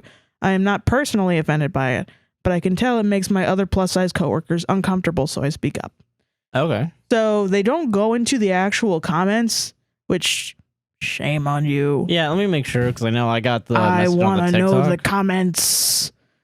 Yeah, but I'll double check just to make sure. But if you feel like it's like triggering and you don't want to put it in, yeah, like if it's like a, yeah, exactly. Then I get it. It's just difficult to go off, make a judgment based on because then, the comments could be, actually, no. Honestly, commenting about anybody's weight is wrong. Yeah, exactly. You can't really make an argument for that. So I get why you didn't post them. Because it's just, I don't want to sit here and say, you fucking ham planet. Yeah. Into a microphone. Yeah, no, even though I just did. Yeah. Great job, Sarah. Real good on the self-censorship. But no, I get it. Yeah, I wouldn't want to... hear that. Yeah, spread that hateful shit. If it is a good thing that your coworker is at least taking notes on the other ones. That's what's interesting to me. Yeah, I know. It's like, I think maybe it is possible because this is one of those things where like you can't really go to HR and be like, you can go to HR, definitely go to HR because it could be labeled as harassment, but it's also like being fat is not a protected class, sadly. Yeah, and I think that's... And it's one of those things where the public thinks that, because you're fat, you have the ability to change it. And it's like, okay, yes, you do. Everybody has the ability to lose weight, but it's like, it's not really about that. It's about the mental factors underneath. Yeah, there's a lot of different things that go into that. And the reason why a lot of people, I think, have still these stigmas is because we still, as a society, look at it purely as like a health issue, I think, as opposed to like... Well, it's like, sometimes you're just healthy and you're fat. Yeah, no, exactly. And then there are people, I personally have been to doctors and they've constantly been like, oh my gosh, we have to test you for diabetes, and oh, you can't take this medicine because you're too fat for the medicine, and everybody's gonna blah blah blah, and whatever. And but I've never been diagnosed with diabetes. I've never been diagnosed with anything that is related to my weight, even. But every time I go to the doctor or the ER, even one time I went to a doctor for pain in my stomach. Yeah. And they were like, oh, it's probably because she's fat. And it's like, that doesn't even make sense. Like, that doesn't even fucking make sense. Like, oh, the fat hurts from being too fat. Like, what are you talking about? That doesn't make sense. And it's just like, my blood work has always come back healthy. My blood pressure has always come back healthy. Even as I've gained weight during COVID, it's always come back healthy. And doctors still want to find ways to be like, you're too fat because you're not this, blah, blah, blah. And you're not this weight that I've literally never been in my entire life. Like, because you're not, 120 pounds is like, I've never fucking been that. I've never, ever been that. Ever one time. I've never been that for an experienced amount of time, But then there are other women that are 120 and are being told that's fat. That's ridiculous. Jesus. I know. too. And it's like, damn, man, if you like your body and you're healthy, then you're fine. Then you're fine, man. That's my personal opinion. I don't know. And I've looked into it, and there are diseases that come from that are impacted by obesity. That's for sure. I'm not denying that as a fact. Oh yeah, no, and like technically, like even with COVID, that's that's a factor. Yeah, but it's also like, I don't know. You can be healthy and fat, but then people take that and they take, you know, how society is telling you, oh, you're fucking fat, then you're gonna die tomorrow, and you shouldn't like your body because nobody finds you attractive because you're ugly if you're fat. And if you got, you know, muffin tops are ugly and means you have shitty pants, and it's just like, you can't find any clothes because you're fat and you don't deserve, like, you don't deserve nice clothes. You deserve nice clothes. Really, every single thing facet of society is like telling you that you don't deserve the same treatment as skinny people, you know? And it's 2021 and it still hasn't changed, and people are still dealing with that. And so it reinforces the mentality of, yeah, they're not desirable, people that are fat. So therefore, I am a bully and I can pick on them. And it's free range. Thank God. Thank you, government, for letting. Thank God. I can't pick on black people anymore. I can't pick on other races anymore. I can't pick on women anymore, but I can pick on fat people. Because, you know, society is still upholding this, you know, the stigma. It's stigma is what it is. Yeah. So you're right to tell him that you're affecting other people. Yeah, you're right to tell him that, and you're definitely right. And it's good that you're educating still on the other things too. Yeah. I don't think there's like, I don't believe in like no hope for this guy, I think. Right. Yeah. It's just that this one thing is going to be the hardest issue to like probably get fucking hammered into the head, because you do not have support from society. Yeah, that's the thing. At least with like, you know, like it's a good thing that like society is turning around on a lot of these, you know, other issues like racism, homophobia, you know. Yeah, but that's because with racism and homophobia, it's gotten to a level where it is, you know, it's affecting people's lives, you know. It's black men are being shot in the street, and, you know, trans people are being fucking stomped to death, and then gay people are being excommunicated from their families. And I think the problem with fatphobia is it's going to get worse before it gets better. Yeah. You know, I love that people are looking at fatphobia and saying like, oh, this is fucking bullshit. Fat people are people, you know, but it will get worse before it does get better. You're not going to make schools stop doing the presidential fitness test. Yeah, right. You know? God. Remember that shit? Yeah, I do remember that shit. That was the fucking worst. I can never do the stretches. I couldn't do the mile. I remember I got a D, and they gave me the D because I did a mile in like 17 minutes. Which is good for me. That's really good. But they were like, no, that's almost an F. That was like on the verge of an F. Is if I didn't get it under 17 minutes, I would have gotten an F. And I was like 1750 or something. And they were like, you really tried, little fatty. Little fatty, you really tried. So we'll give you a D. And you'll pass. That's still, like, I think that's still about regular walking speed. Like 3 miles an hour. Yeah, like who... That's all you're really going to do in life anyways, just if anything. But no, walk. They wanted fatty to run. Yeah, I know. I remember that, but like that's still, it's fucking... For everybody to laugh at. And I remember hating that every year, the mile. And fucking Jesus Christ. And I just remember just like not trying. And it also reinforced me not wanting to exercise. Yeah, because if society is going to bring your mental health to such a degree because of your weight, you're gonna force me to compete at the same level as all of these other kids when I'm already fat. I'm already an obese child, and I'm going to perform less, and these children are going to pick on me because of course they will, because they're children. And then I'm gonna be like, oh well, I'm never gonna do that ever again. Like, duh, of course exactly. I am. And then, you know, that's kind of how people treat fat people, like, you know, throughout time. Yeah. And that's why fat people are afraid to go to the gym, even though most of the time you go to the gym when you're fat, people are rooting for you. But then that's also like kind of, it's like, just treat me like a normal person. Yay. Yeah. That is kind of how it feels, even though that's not the intent. Yeah. But yeah. I can understand that. But yeah. I don't know. Keep fighting the good fight, I guess. I'm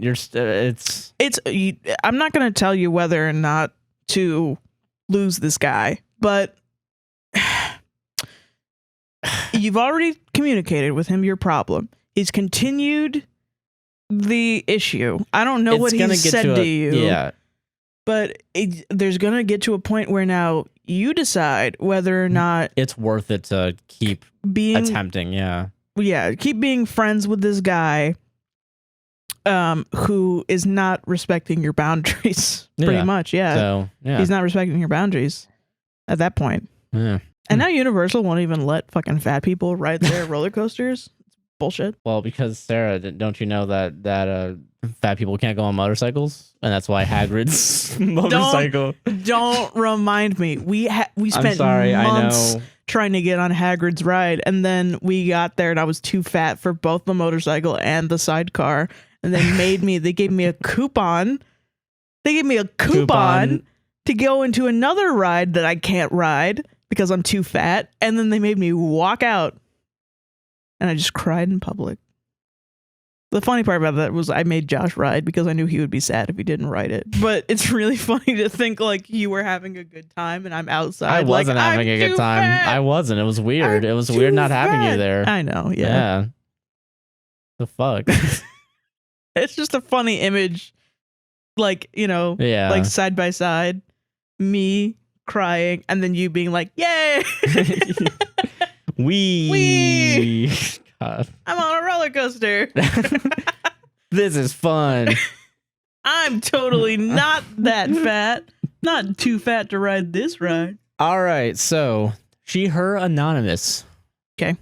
So my father is pressuring me, female 19, to buy a house. That's wow. That's wow. Yeah. All right, so here's some backstory. My family grew up pretty poor, but my dad and stepmom bought a house when they were in their early mid-20s. My dad went to a community college, got a degree in website coding, and started making bank.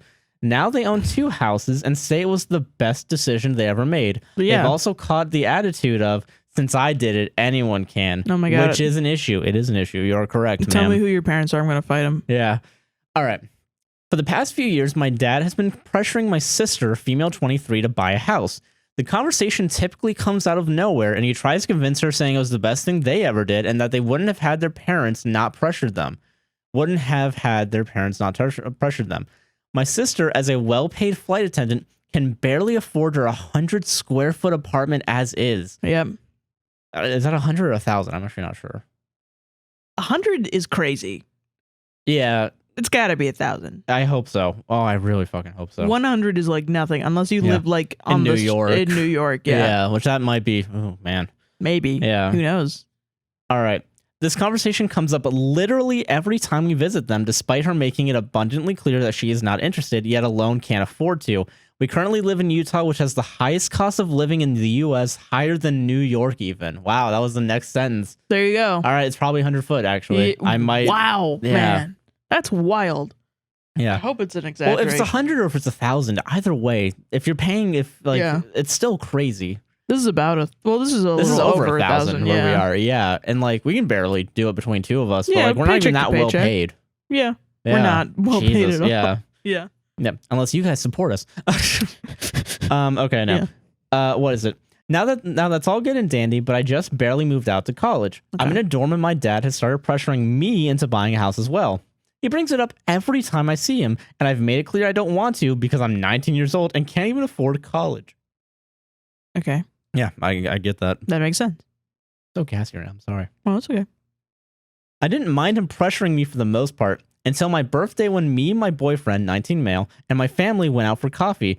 My dad brought it up again and said that me and my boyfriend should buy a house together. That's ridiculous. That's crazy. No. Bro, you're not even married. You're going to buy a house. That's fucking insane. Yeah. We've been dating for only a year and aren't even living together as is. It made us both extremely uncomfortable, and I'm pretty upset that my dad just won't let it go. but even more so because he made both my boyfriend and me extremely uncomfortable on my birthday. Yeah. How do I get my dad off my ass? Telling him I'm not interested and can't afford to regardless is nothing, as he always says. Well, you can't blame me for wanting what's best for you, giving advice. I didn't feel I had to intervene, but since he's now pressuring both me and my boyfriend, I feel he's crossed the line and I don't want to deal with it anymore. Thank you for your help. Yeah, I got some bad news for you. If your dad's this fucking boomer, it's gonna be a really hard thing to get into. It will be very difficult, Yeah, and like, if you can't... You have to somehow turn him from a boomer that is like, well, I guess you're just not gonna listen to your dad, to the passive-aggressive boomer that is like... Oh, you know, we were sitting here, we just moved into an apartment, me and my boyfriend, and then he sits there at the dinner table reading a newspaper and is like, should have bought a house. You know, you should turn him into that guy, because then you can fucking, sorry to interrupt you, Joshua. Turn him into that guy, so then you can just be like, fucking, okay, Dad. Whatever you say, haha. Whatever you say, just start treating him like he's senile. Yeah. You know? Just be like, oh, Dad forgot that I already told you. You might have to mock him a little bit, unironically. You're gonna have to mock your father. If at this point, because listen, let's be honest here, none of us Gen Zers are gonna have a fucking house unless we, day trade and have parents' money come to us, And this also depends on your culture, because there are other cultures out there that will not cross that line of disrespecting your parents. Yeah, exactly. And then usually when I say this is, you go to your parents and you say, this is a boundary. This is a boundary. Do not talk to me about buying a house, because I do not want to do that. And I've told you this multiple times. And the last time you told me this, it was on my birthday and it really hurt me. But the problem with that is most boomers are going to be like, well, I raised you, and a fucking pussy. Stop being such a damn pussy. They're gonna do that. We had to fight in fucking Germany, especially if you're not white. If you have like any sort of not any, literally just pick yourself up your bootstraps. Any other culture in which if you've ever looked at a white child talk to their parents and say, if I said that to my mom, she would beat me to death, then that's a different thing. We're talking from two white backgrounds, very similar backgrounds. Yeah. So do not take our advice. Again, heavy grain of salt with what we're saying. Case. But it's going to be a problem because there's such a generational gap between what their perceived, the wealth that they had at your age versus the wealth you have now at your age. Yeah. That's the problem. It's really, the boomers just will not understand, especially if I'm gonna not assume, but assuming that it's like a Fox News watching boomer who watches a thing and sees doesn't understand that inflation's a thing, the fact that $5 back 40 years ago is $20 now, and they can't get past if they can't understand why there's not people are asking for more of a minimum wage, and if they can't wrap around their head that your sister who has a well-paying job and just doesn't fucking barely afford the apartment that she's living in. I mean, the only thing I can think of is move to somewhere where it's not as expensive, or just but that's still doesn't solve the problem, because you're still not gonna have money. This is okay. So this is how white children get across points to their white parents who don't understand them and are disvaluing them because of their age. Make a PowerPoint. Rent out a conference center at your local hotel and get out a projector. Ideas. Make a PowerPoint. Bring out a graph about different generations and different generational wealth. Yeah. Bring up, the rise in housing prices. Bring up 2008 housing bubble. And if that doesn't, and then bring up the current economy and where we're headed, because we're getting there again. Do that, put that up there, and then bring up how much you're paid and go through all the finances with them, and then end it with, fucking of course buying a house is the best decision you ever made. It's the best decision anyone ever makes. buying land is the best decision you can make in America. We all know that. That's not the issue. It's not, I don't know. It's not, I don't understand that buying land is, it's that I do not have the means and I am not willing to take out a loan.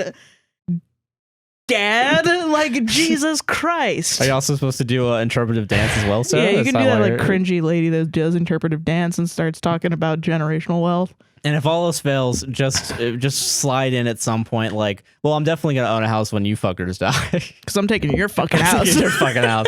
You better put that shit in the will. I'm going to have 2 houses. I'm going to have 2, one for each of the sisters. You can do that. You can do what Joshua does. But Joshua gets told that he's a smartass every Christmas. Yeah, I'm called a smartass every fucking... So that's what you get when you do that. But remember, if you're called a smartass, it means you're right. Yeah. As someone who is always right and always called a smartass, those are not... I mean, yeah. Yeah. Yeah. So. People don't like being told the truth. People are afraid of the truth.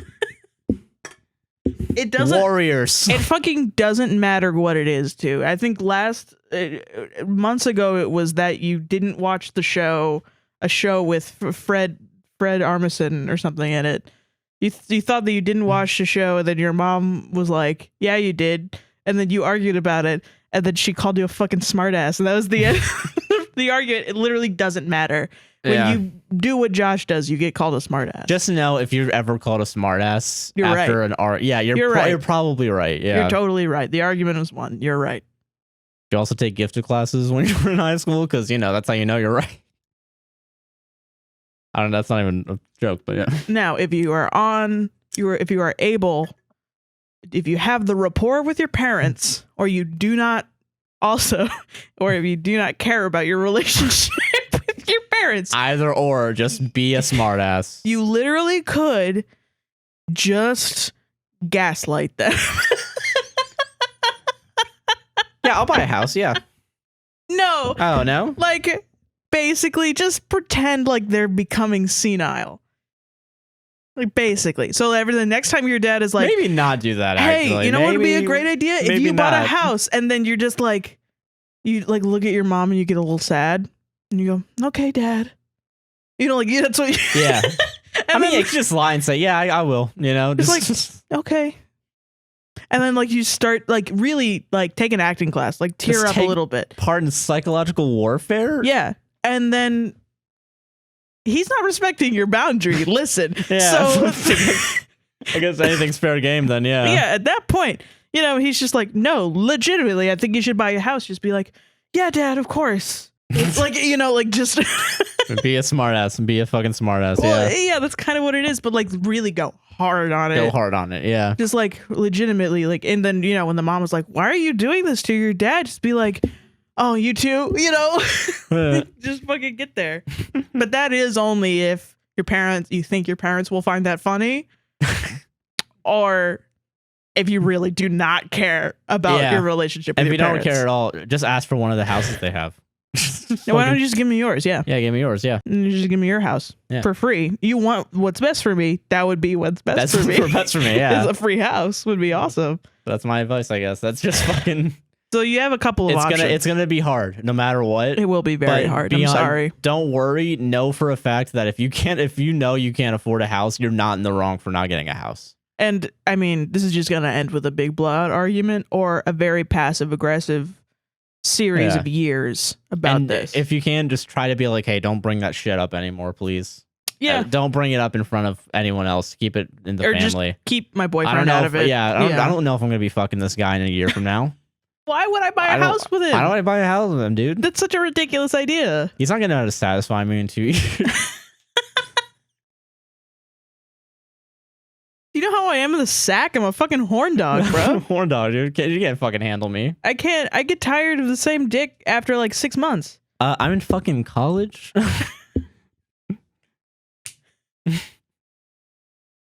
Don't tell me I'm eyeing that fucking co-ed in the science class. Fucking, they keep staying the same age, baby. Gross. Should I go shave the bottom part of my beard right now. No, because don't do that. I'll be right back, everybody. No, don't do that. With today's sponsor. This podcast was sponsored by Manscaped. Manscaped is one of the premier shaving tools available to get the job done. They primarily specialize in like the lawnmower 4.0, if I'm not mistaken. Oh yeah, the nose hair thing? Yeah. Really good. No, that's the weed whacker. Oh. Yeah. I know the gosh darn product, Sarah. The nose hair and ear hair trimmer, the weed whacker, they have the shed, which is a nice little portable sack that you can put all your stuff in. They got a bunch of other great products, but mainly they have the lawnmower 4.0, primarily used to help shave those family friggin' jewels. Family jewels, baby. But you can also use it on other parts. It's a really good, well-built razor. It's wirelessly charged. Very good to use. Yeah, we shaved Sarah's head. I shaved my beard with it. There's a lot of different uses. It just gets the job done really easily. It's a well-built razor, and I highly recommend it. It's waterproof, and it's got a flashlight on it. Yeah, to make it as easy as possible to shave. And it comes with guards. Yeah. 2 different guards that go up to 4 different sizes. Yep. Really good. So if you want to try out the Lawnmower 4.0, head on over to manscaped.com and use code APWSTR to get 20% off your order as well as free shipping. That is manscaped.com. Use code APWSTR, 20% off and free shipping. Woo! Manscaped is the best tool for the job. Best tool for the jewels. Best tool for the jewels. Hey, welcome to the second part of the mid-roll ad. I stopped dancing. Because this is serious. This is serious. If you guys serious business. Yeah. If you guys want to directly support the podcast, head on over to patreon.com/APWSTR. We'll get episodes probably like a few hours early if you're lucky. Honestly, if we do our job the right. night before. Yeah. So you'll get it earlier. There will not be any ads on them. Whenever we have ads, you will not have to worry about them. And it's only $1 a month. You also get some exclusives. And we're trying our best to try at least have one exclusive a month that's at least about 10 minutes. True. And for the time being, and pretty much into the foreseeable future, it'll only be $1 to access everything. Yep. But at the least. At the least, yeah. We've opened up some joke tiers. If you want to give us more money, you can. There is the opportunity. Don't understand why people want to give us money, but if you want to, we are open to that. Yeah. And it's a good, easy way to keep us stable monthly payments and making sure that we can produce this podcast the best we can. Yeah. But also, if you want to only support us one time, we have a Buy Me a Coffee page, and that's also APWSTR. It's only $3 for a coffee. Yep. And you can give us any number of coffees you want, I suppose. But if you want to support us for a one-time fee as opposed to a monthly thing, that's the best way to do it. Yeah. And we really appreciate it. We appreciate it a lot. We read all the messages, and really, it's super sweet. It's really nice. Yeah. Yeah. We appreciate any help and support that you guys can give us. And that could just be watching, honestly. We just appreciate that. Hey everyone, Josh here. This is a bit last minute, but I wanted to get this in earlier than later. We were reached out by a listener about helping a mother of 2 named Lexus. Currently, she is at risk of losing her kids to CPS within the week this goes out if she's unable to find shelter. Currently, she is personally crowdfunding and working with a mutual aid organization called feedthemovementclt to make sure she has the resources necessary to keep her kids as well as shelter herself and her kids. In the description is both the crowdfunding page for personal Cashapp and the Venmo for the mutual aid organization. Within that Venmo, if you let them know specifically it's for Lexus, they'll know it's for her. If you have the capacity to, please donate what you can. Recently, we had a Reddit story about a mother that wasn't able to, through no real fault of her own, be unsupported by her brother. And I think this is it's not that story, it's not connected to that, but it's a very similar story. And I think we have an opportunity here to actually help someone out that needs it. And I'm happy to hopefully give Lexus a platform. Please, if you have the capacity to donate what you can to make sure that she has the ability to shelter herself and her kids. Thank you for listening, and we'll go right back to the show. All right, and we're back. Hello. All right, we have 4 more listener stories to get to. Yeah. Okay, so this is my next one. Are you ready? I'm ready. Should I be worried that my new relationship might be in jeopardy due to a height difference? What? I am a 19 female going to be 20 in November. My new boyfriend that I absolutely am obsessed with is 21. We just started dating in October, and it's been great. We met through Tinder and really hit it off. So far, we've been consistently FaceTiming whenever we can, When we hang out, there's always a connection, and let's just say the adult stuff is amazing. Ooh, scandalous. He's constantly is telling me he is so glad that we got together, and I obviously feel the same. However, the first thing I've noticed is that he always brings up the fact that I am taller than him. I'm 5'9", while he's 5'5", ... with shoes. Ooh, short king. Even though a previous me would absolutely cringe to the fact that of dating somebody under 6 foot, I have no issues whatsoever with it. But I just want to reassure him that I could care less about his height. Should I just let time show that I like him, maybe even love him for more than his height? Or should I just continue to reassure because I know that's what I would want? I also love your videos. I will be a regular listener to your guys' podcast, and I thank you for bringing lots of laughs to possibly horrendous situations. Hell yeah. That's the damn truth. That should be our tagline. Cut to the 9/11 episode. Cut to 9/11. No.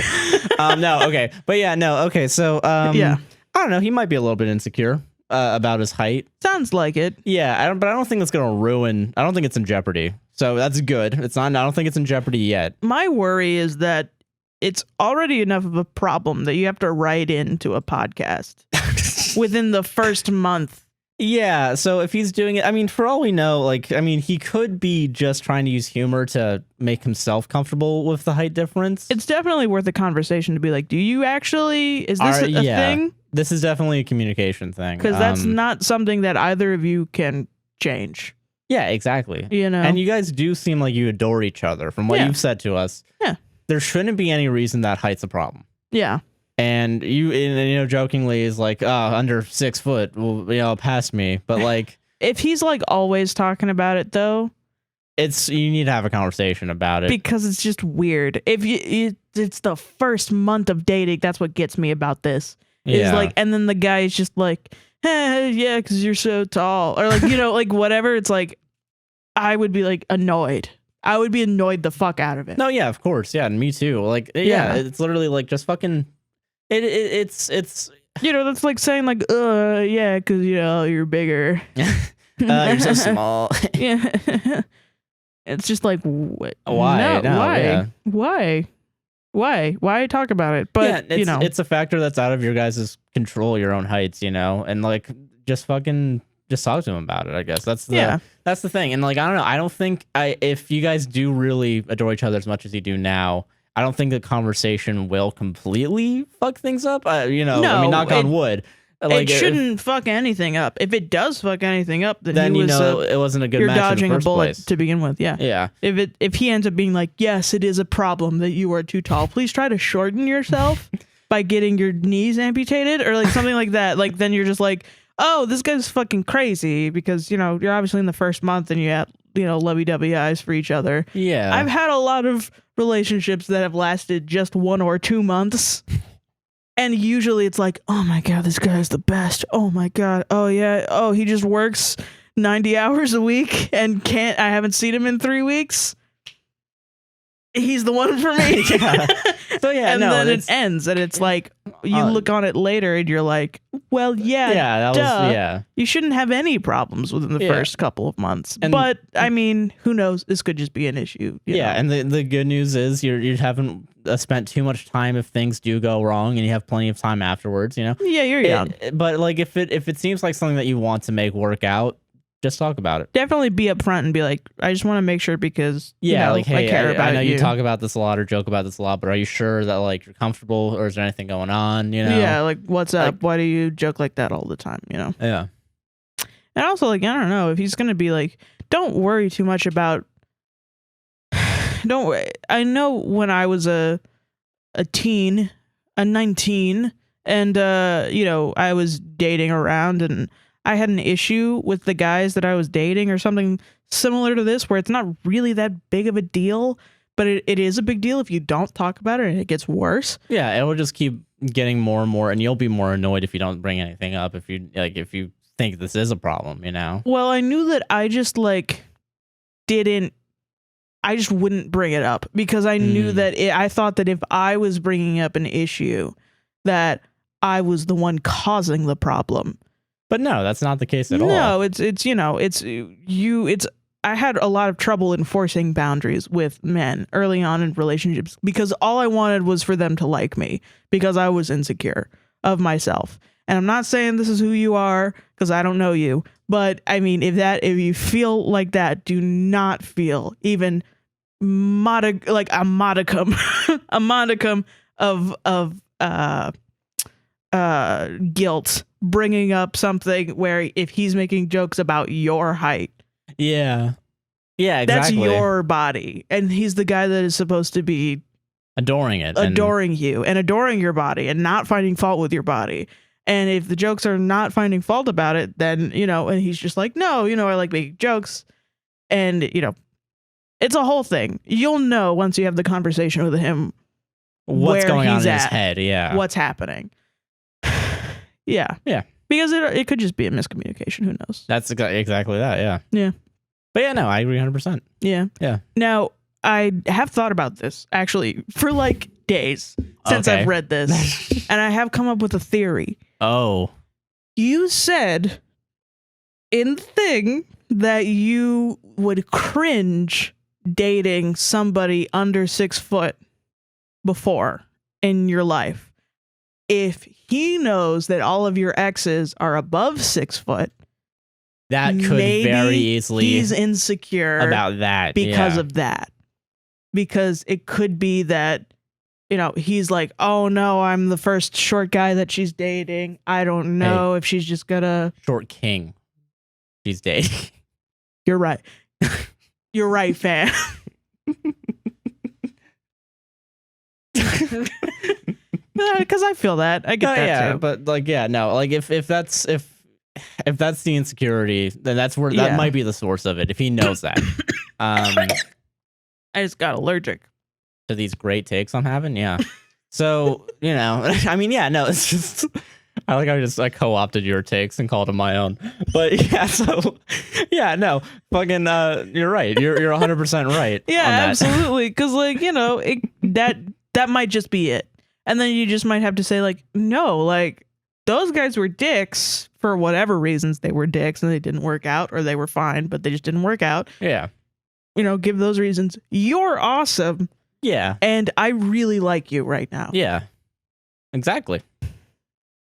And something special's gotta be going on if you have been dating taller guys before, but then this one guy comes in shorter than normal. Yeah, that's true. Yeah, something special has to be there, I think, Yeah, absolutely. Or could be there, especially if it goes against one of your preferences, True. I remember thinking, I think when I got together with you, I thought that you only liked skinnier women or something.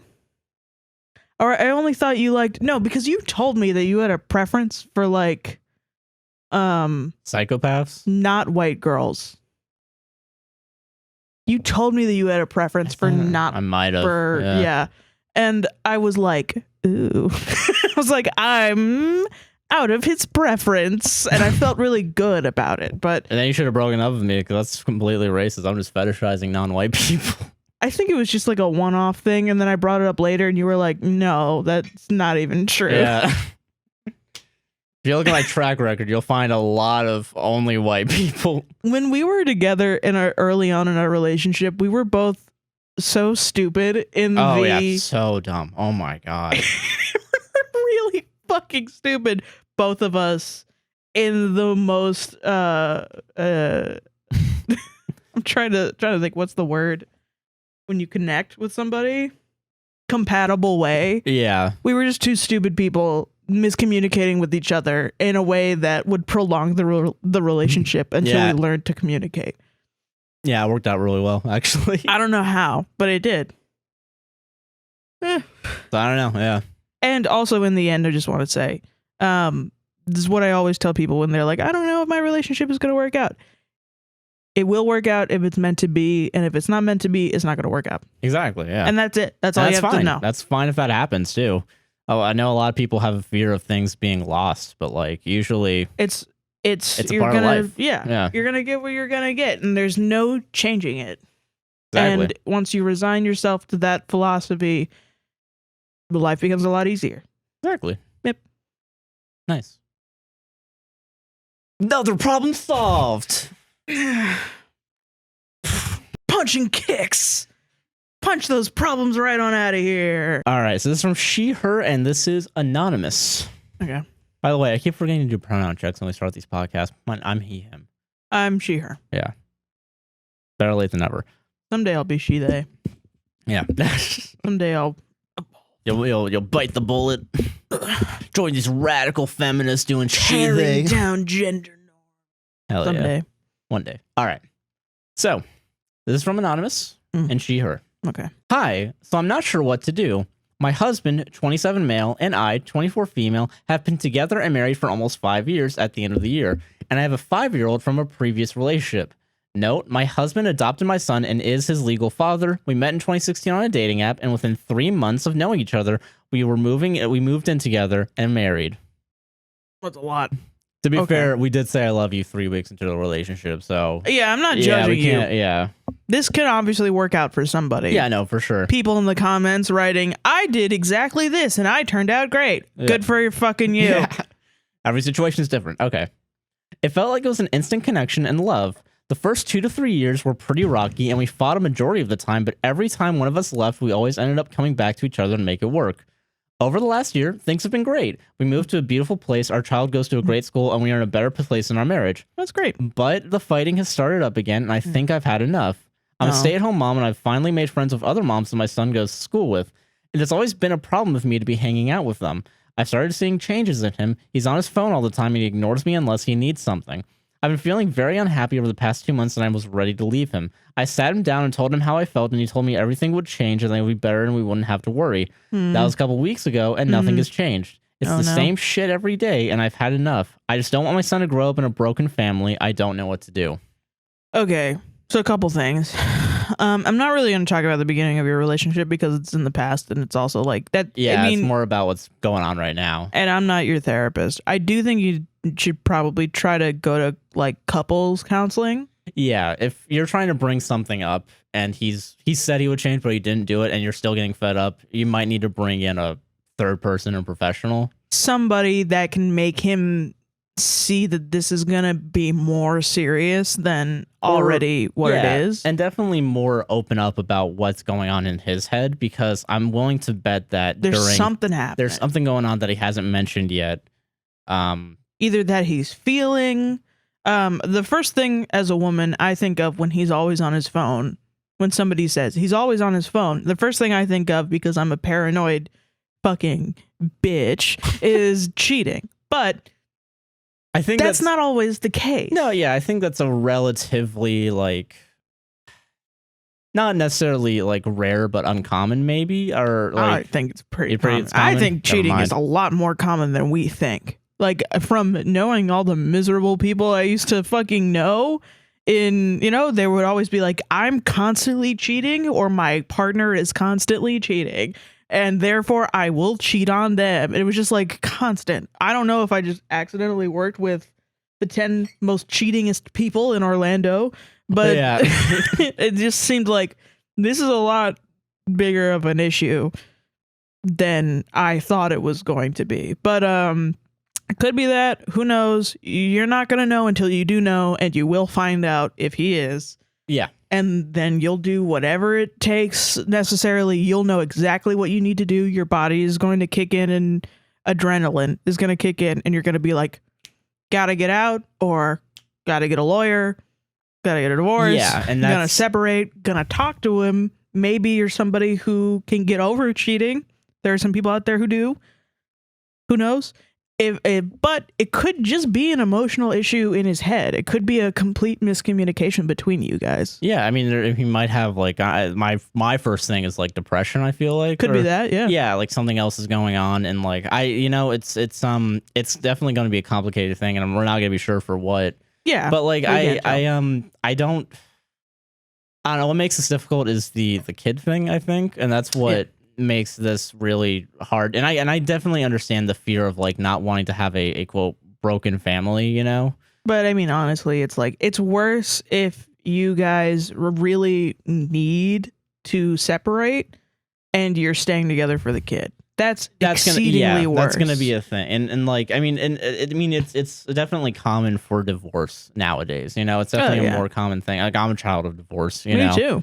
And like and I it sounds similar to how my parents were, kind of, because there's definitely like there's a lot going on with my parents, and obviously my parents are gonna be different from your relationship, for sure. That's the caveat here. But like they're still technically like together, quote unquote, in a way that like they still keep in communication and of some sort, you know, and they do care for each other. Yeah. And I'm willing to bet that there's still at least a caring for each other there. Unless he's cheating, in which case, fuck him, and that's not your problem. That's not your fault, at least. No, it's like he's just being a dick. Yeah, that's and it's good that you know that if he's cheating, you know to get out of there. You know. And if you go to couples counseling, then you're most likely gonna hopefully get to the root of the problem. Yeah, there's definitely a root to this, and especially if he did like at first seem amicable, but then, you know, switched it up and like didn't do anything. Well, I mean, it sounds like to me, because this is a common problem in marriages. This is just from me reading r/relationships all the time. I'm not an expert in marriage, of course not.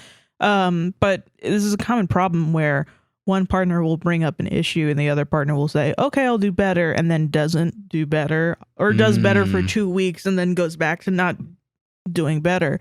And they don't realize that what they're doing, even though it might feel comfortable to them, or it, you know, is basically showing the other person that they don't respect their boundaries. Yeah, and which is the biggest thing. I'm always going to come back to communication and boundaries. Yeah, and that's mostly the cause of pretty much every single problem. Yeah, and another thing too is that I remember there's this YouTuber I used to watch, not a lot anymore. They said something about like as a species, or as how we are as humans, for the most part, for like I think 8 years is usually like considered the best like honeymoon period. And it ranges from person to person. Yeah, but sometimes like after a good amount of time, a switch kind of happens where it starts to get a lot more difficult to maintain. But at that point, you still have to just work harder to maintain it at that point. And if you want to maintain it, you do it. And like you just, and one of the things is, yeah. And the way you maintain it is, as you said, communication. Yeah. And it's everybody. Yeah. That's kind of, if you look at like graphs of what percentage of couples stay together for longer than a year, it's usually at the 5-year period. That's when most couples will take a point and they'll decide, is this what I want for the rest of my life? Yeah. Because there's a really good chance that if I stay with this person, if I continue to stay with this person, then I'm going to continue with them for a large majority of my life. Yeah. And sometimes that freaks people out because sometimes they think of things that they didn't bring up, or that they don't really like about the relationship, or they realize they were just coasting or something. And it's a really sad thing, but that's when long-term relationships start ending, is because it's like, you know, maybe that person had a different view of their life and just they were not present in their life and thinking, oh, okay, I want this relationship every day, you know? Yeah. And then if you stay past that moment, then most of the time you're going to be together for a long, long time. Yeah. Maybe he's having this moment. Maybe he's just, you know, with this new move and all these changes, maybe he has some sort of issue that just needs to be talked about. I will say, if it's been good for the past year, my hope is that perhaps both of you, I wish I had more detail on this. Yeah, we don't know. But like because since last year, you know, there was COVID and there was a lot of people, unless he was like an essential worker, I'm going to assume that he probably was also at home. True. And if you're now a stay-at-home mom and he's probably going back to work, there might be a bit of an anger to going back to work. I don't know how long, if he has just recently gone back to work, or if like it's been a while. But maybe if maybe the job's getting to him, maybe it could be stress. Yeah, because like if fucking like I guess this goes back to my parents. My dad currently works at one of the hotels here, and he's the only person at that hotel that can do his job because of COVID, because of all these things. And like he has to work like 2 weeks straight as a salaried worker. That's crazy. Yeah, man. It's ridiculous. And I think it's one day off and then he has to go right back. That's like, insane. But like I know that's a very specific situation to him. But like I know that with COVID, with a lot of people, there's a lot of shortages. There's a lot of, you know, a lot of stress of working right now during this time. So if that's the case, that could be another reason why he maybe is closing himself off, because he doesn't know how to fully decompress within the relationship itself. So I don't know. I don't know that far, and that's just another thing I would guess at. Yeah, because we're not going to know. It could be any number of external factors or internal factors, and we're not going to know until he. And obviously, we don't know because you don't know. So he's not communicating these things to you. He might not even know about these things. Yeah, he might not even understand his own emotions. Yeah, and that's going to be something that of men either you bring up and try to get at, or a counselor comes in and pokes at. As fucking Mama Sarah just keeps on fucking Mama saying. Sarah keeps but I don't even know where the heck that came from. I don't know either, but we're here now, aren't we? He might not even know about. I really did that. Yeah, you fucking did. Yeah, but yeah, no, that's my advice. So Sarah's last one, and then I hope it works out. Yes. Because it sounds wonderful. The rest of your life sounds wonderful. It would be a real shame. It would be a shame, yeah. But again, if it happens, it's meant to be. And as long as you figure something out to help out the kid through this. Yeah.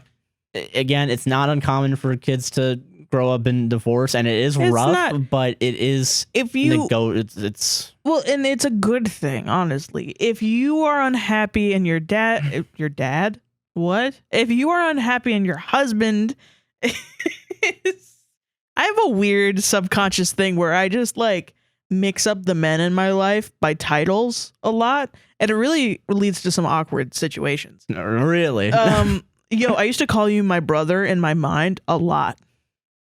You are a fucking sexual deviant, Sarah, if that's the case. It wasn't about sex. It's just like, oh yeah, my brother Josh. Oh, sexual. It's not sexual. Deviant. It's just a thing on accident. Freud. Yeah.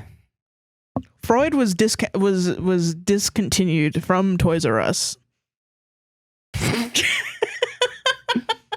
Okay, but anyway. Last one, sorry. I swear to God, before I go turn these cameras off and fucking. I forgot what I was gonna say. It's a good thing.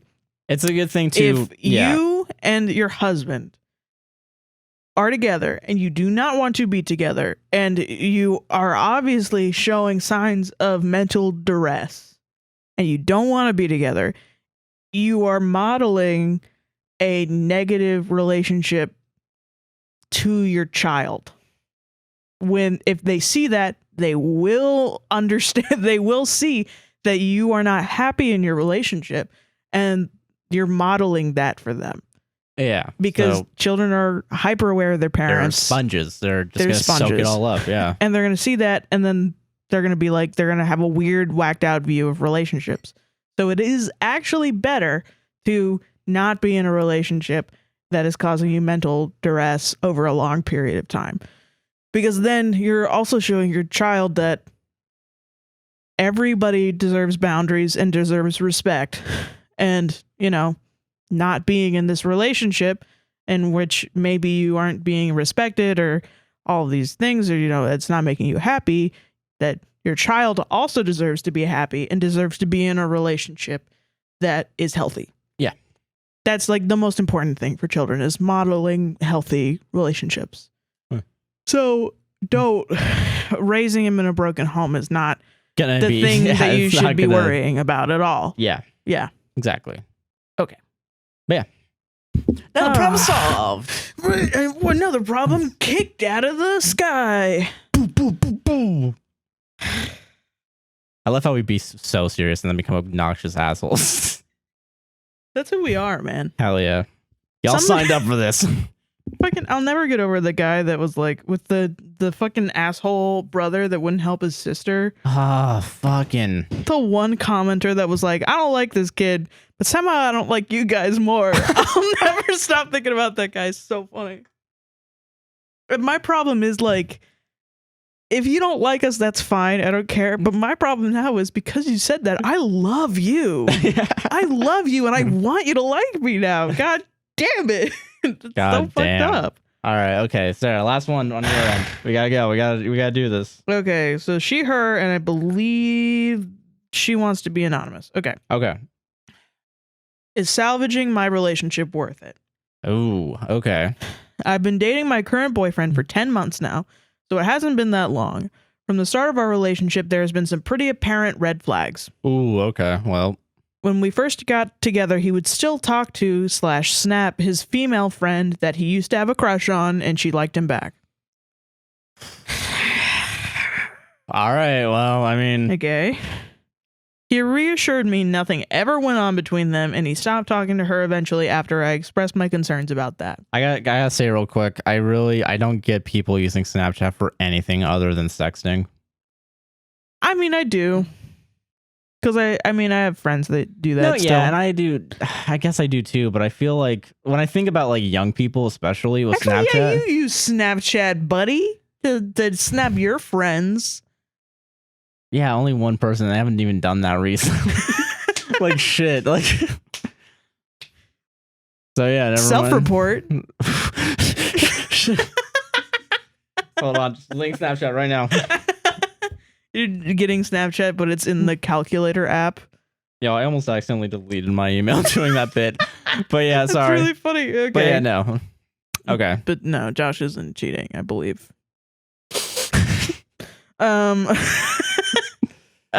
In the beginning of our relationship, we were pretty healthy together, and he inspired me to be a better person and helped me a great deal with my depression and anxiety.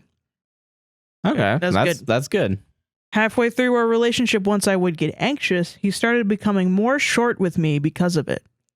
When I tried to talk to him about my SA, because I have PTSD from that, he said he simply did not want me to because it would bother him.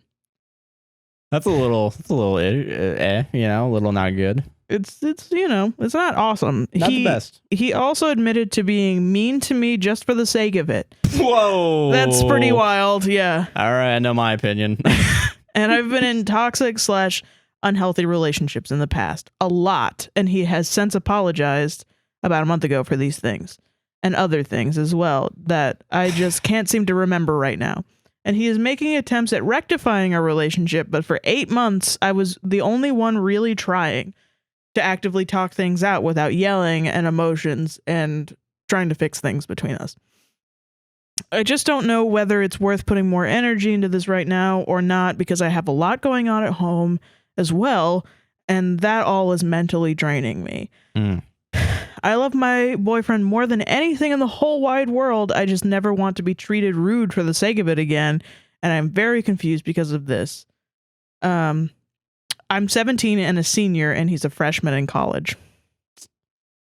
And then also there's an edit and an update. Edit: at the time he was more short with me, I was getting anxious pretty often, so it also could have just been me asking for too much reassurance. I'm just confused and not sure, to be honest. So not the greatest boyfriend. He does not sound awesome. Yeah, and I don't know. I feel like you got to be kind of a specific kind of fucked up to be mean to someone on purpose, just to see the, like, I don't know. Especially if you know that they're anxious. Yeah, and asking for reassurance. Yeah, and like my thing is like, why the sudden change of heart 8 months in? Did you get one like post feminist studies class and was like, oh, maybe I'm being kind of a dick right now. I don't know. It just seems like a weird, like, I don't know if there is something to be salvaged if he has been acting like a dick and there's been red flags since the beginning. This is one of those things where it's not really useful to sit him down and talk with him about it, because it's already happened, and it's happened a lot, and you've given a lot of things to put in the cons. If you sat the cons down, section, there's a saying that, if my mother always told me, oh, if you can't make a decision about this relationship or this whatever, the situation that's going on, make a pros and cons list. But then there became a saying that if you have to do that, you kind of know where it's going. Relationship. Like, I don't know, like that. That's just I don't like this guy. I don't know. Listen, girl, as your friends, we do not like this guy. I'm not saying that he's bad for you or whatever. He sounds not great for you, but he doesn't sound good for you. No, like, no. I mean, I don't know, like fucking as a person, like, I don't know. It just seems like He does not seem that great. Yeah. So I mean, okay, so it's one of those things where you have to mentally think about all of those things and decide for yourself. And it is really hard, actually, to do this, and it is unfair. That you have to do the mental work of this, but I mean, that's like one of the core things about life that are just unfair, is that sometimes people will be mean to you for no reason, people that you love, and then you have to sit there and decide whether or not to forgive them. Yeah, and that's and it's you have to do it. There's nobody else that is going to do it. And everybody else, you can ask so many people and they can tell you so many things, and they can all say the same thing. They can give you a mixed bag. They can say the thing that you don't agree with, but you have to decide at the end. And everybody has to deal with that decision. But ultimately, you are the one that has to deal with that decision. So, it's not really something you can sit down and talk to him about unless you can, if you want to. But I don't think this guy's mature enough to really get the He's 21. He's a freshman in college, Yeah. It might be that he's going through a transitional period and he's like realizing, oh shit, this relationship that I've taken advantage of, because he's gone through in this relationship the point of view of a senior in high school. If you remember how you were a senior in high school and how I was a senior in high school. You mean the coolest person alive? No, just like the most immature person alive on this 100%. planet. Yeah, no, exactly. Every single person who was a senior in high school and then thinking you're hot shit and then going into being a freshman in college and realizing you are not hot shit.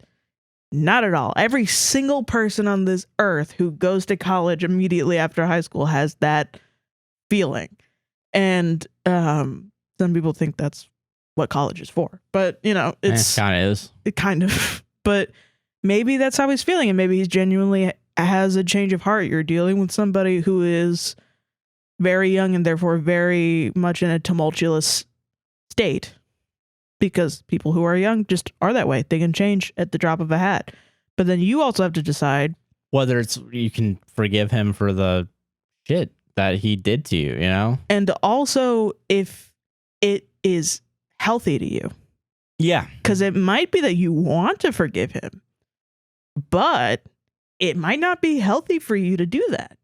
And then you might just have to make a really, really heartbreaking decision of, you can't continue on because it's just going to be bad for you. And I think this is why a lot of relationships go on breaks.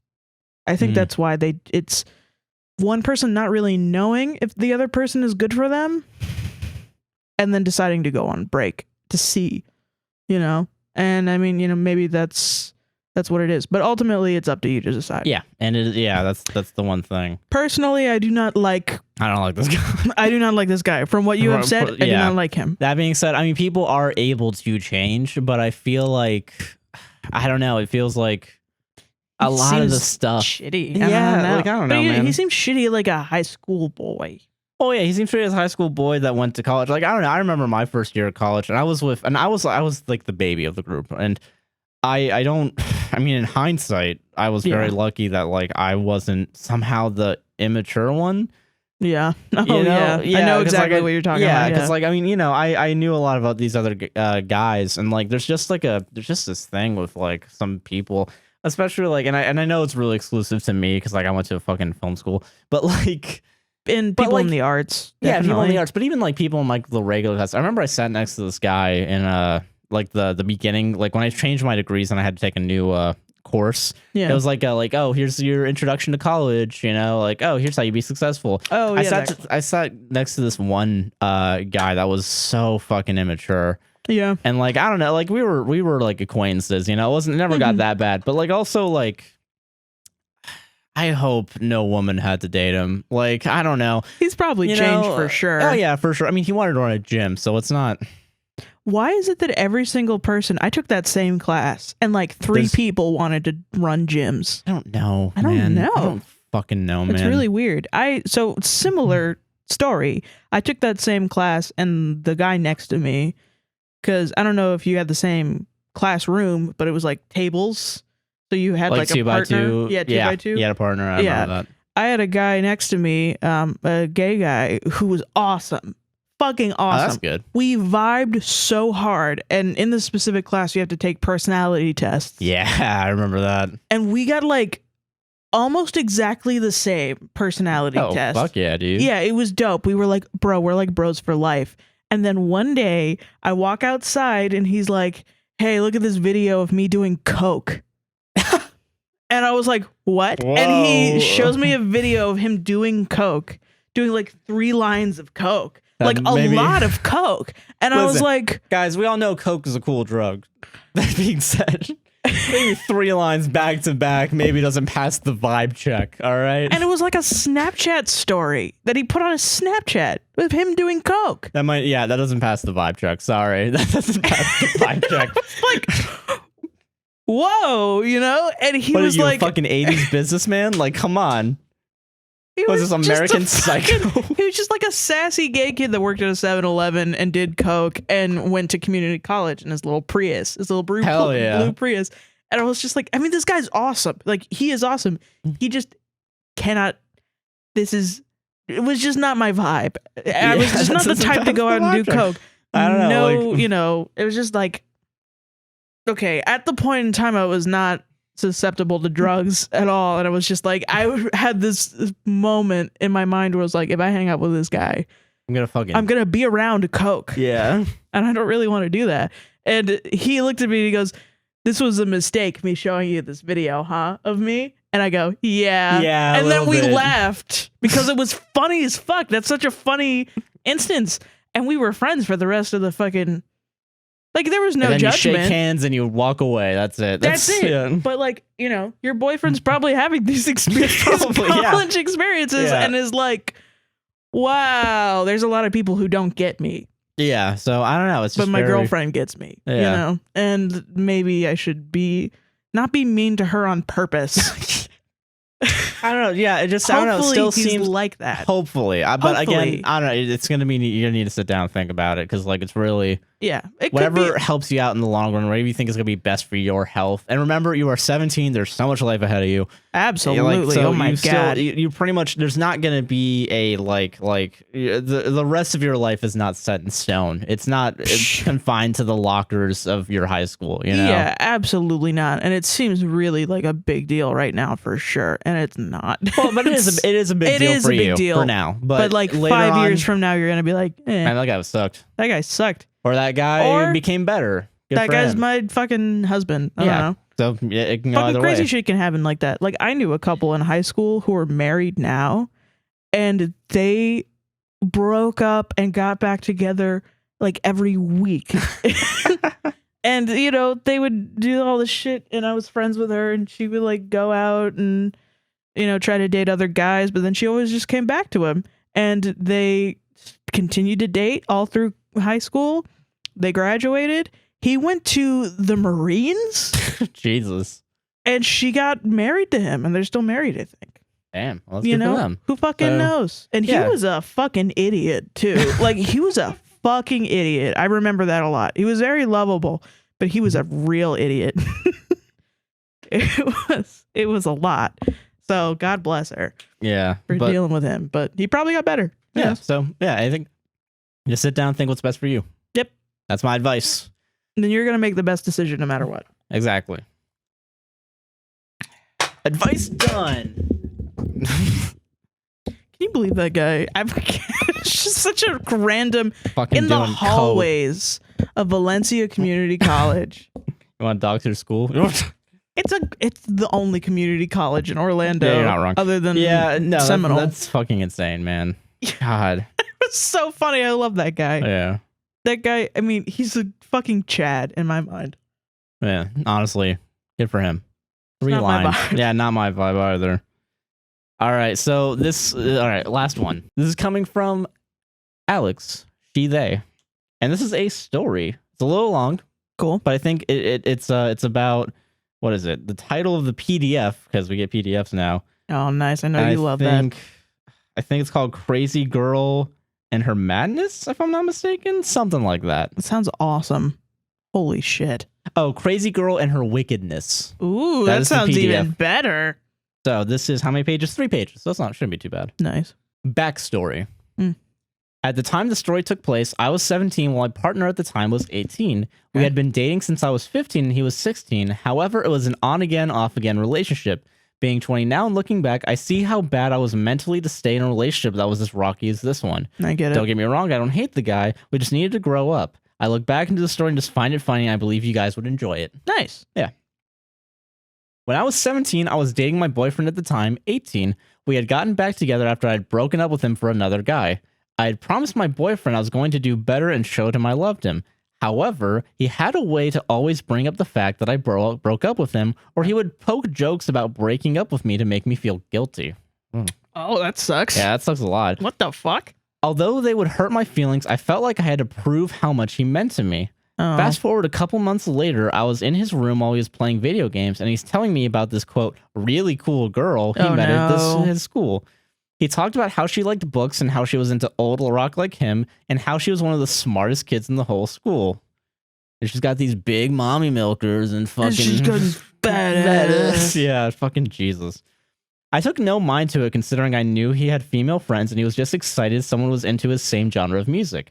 As weeks went by, he started talking about her more and more and even invited her to be part of his friend group. Oh, no. I worked with his best friend at the time, and he would express to me how he and others at school thought my boyfriend and this girl would make such a cute couple. No, no. Around this time, I worked 25 to 30 hours a week at my job while taking dual credit classes, basically completing my associate's degree while I was in high school. Congrats on doing your associate's degree, by the way. I knew a bunch of people that did that. You are I a should have fucking done that in high school. Yeah, same. I'm so jealous Everyone, of you. unironically, maybe look into doing dual enrollment if you can. If you can get free college, fucking do it. Get free college, and then also, like, you get most of the day.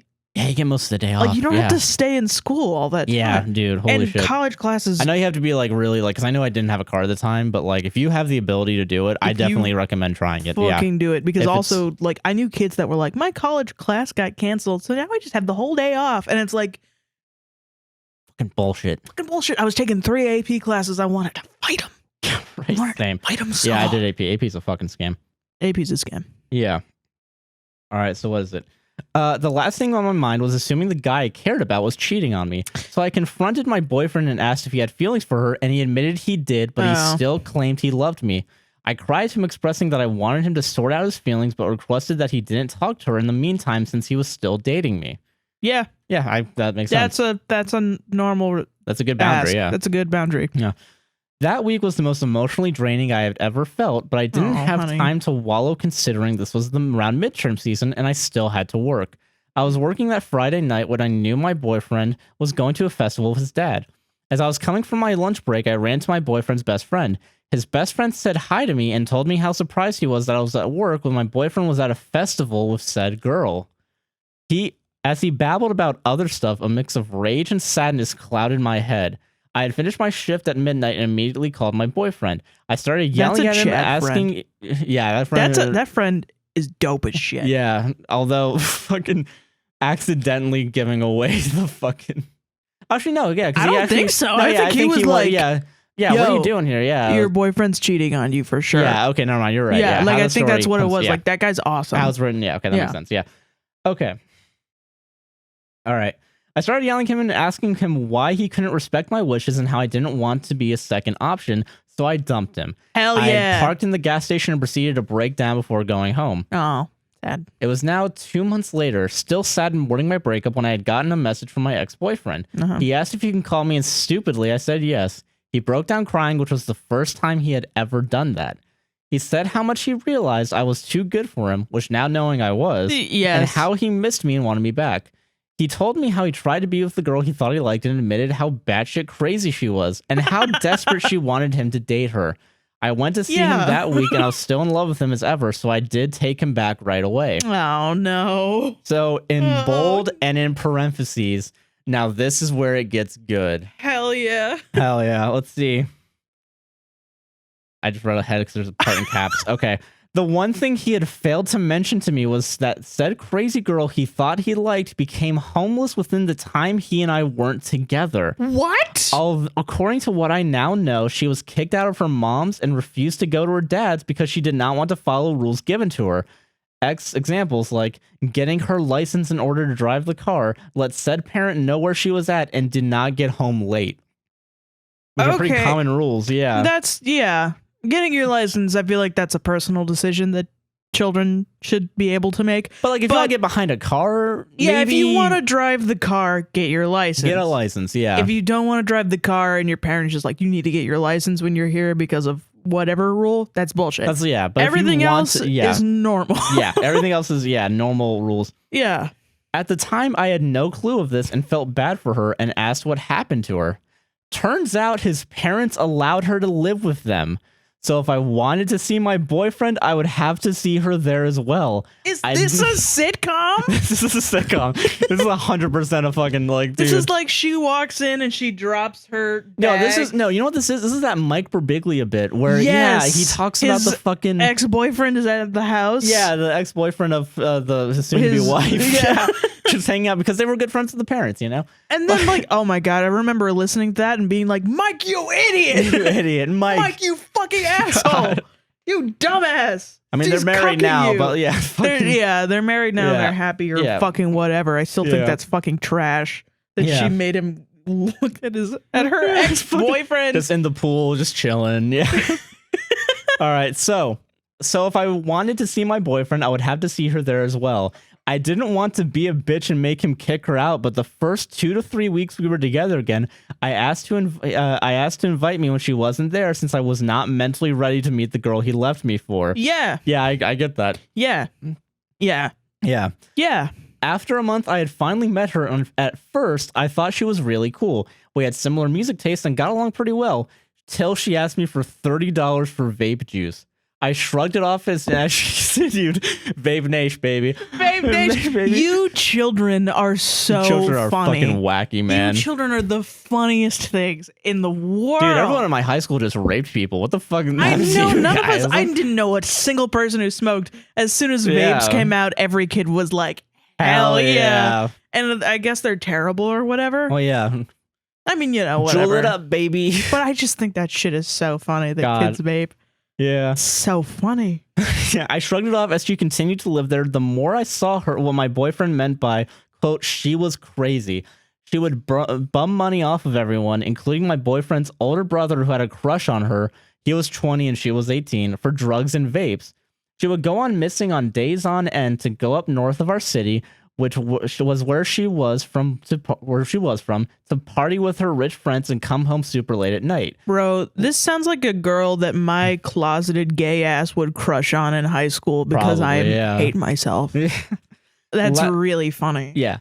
Lastly, this is where my boyfriend hated her. All he asked her to do was to never bring drugs into his house, considering he has a younger autistic brother and did not want to expose him to that. In which the following day, she proceeds to bring edibles home and eat it in front of his younger brother that later begged her for one, in which my boyfriend had found out. Wow, fuck her, actually. Holy shit. Why would you do that? Dude, holy shit. My boyfriend would come frustrated to me almost daily about how she's lazy and inconsiderate and a bum. I felt bad for him, but knew this was his karma in a way which made me laugh a little bit. However, what made me upset finding out this girl was using my boyfriend's older brother because she knew he liked her and used him for rides and food and to generally spoil her, even when she was dating her ex again. I would talk to my boyfriend's older brother about how she could find his worth and maybe realize she wasn't good for him, but he believed he could change her. He could change her, dude. I can change her. I can change her. Sadly, boyfriend's older brother got heartbroken by her when she rejected him, then proceeded to ask for a ride the next day.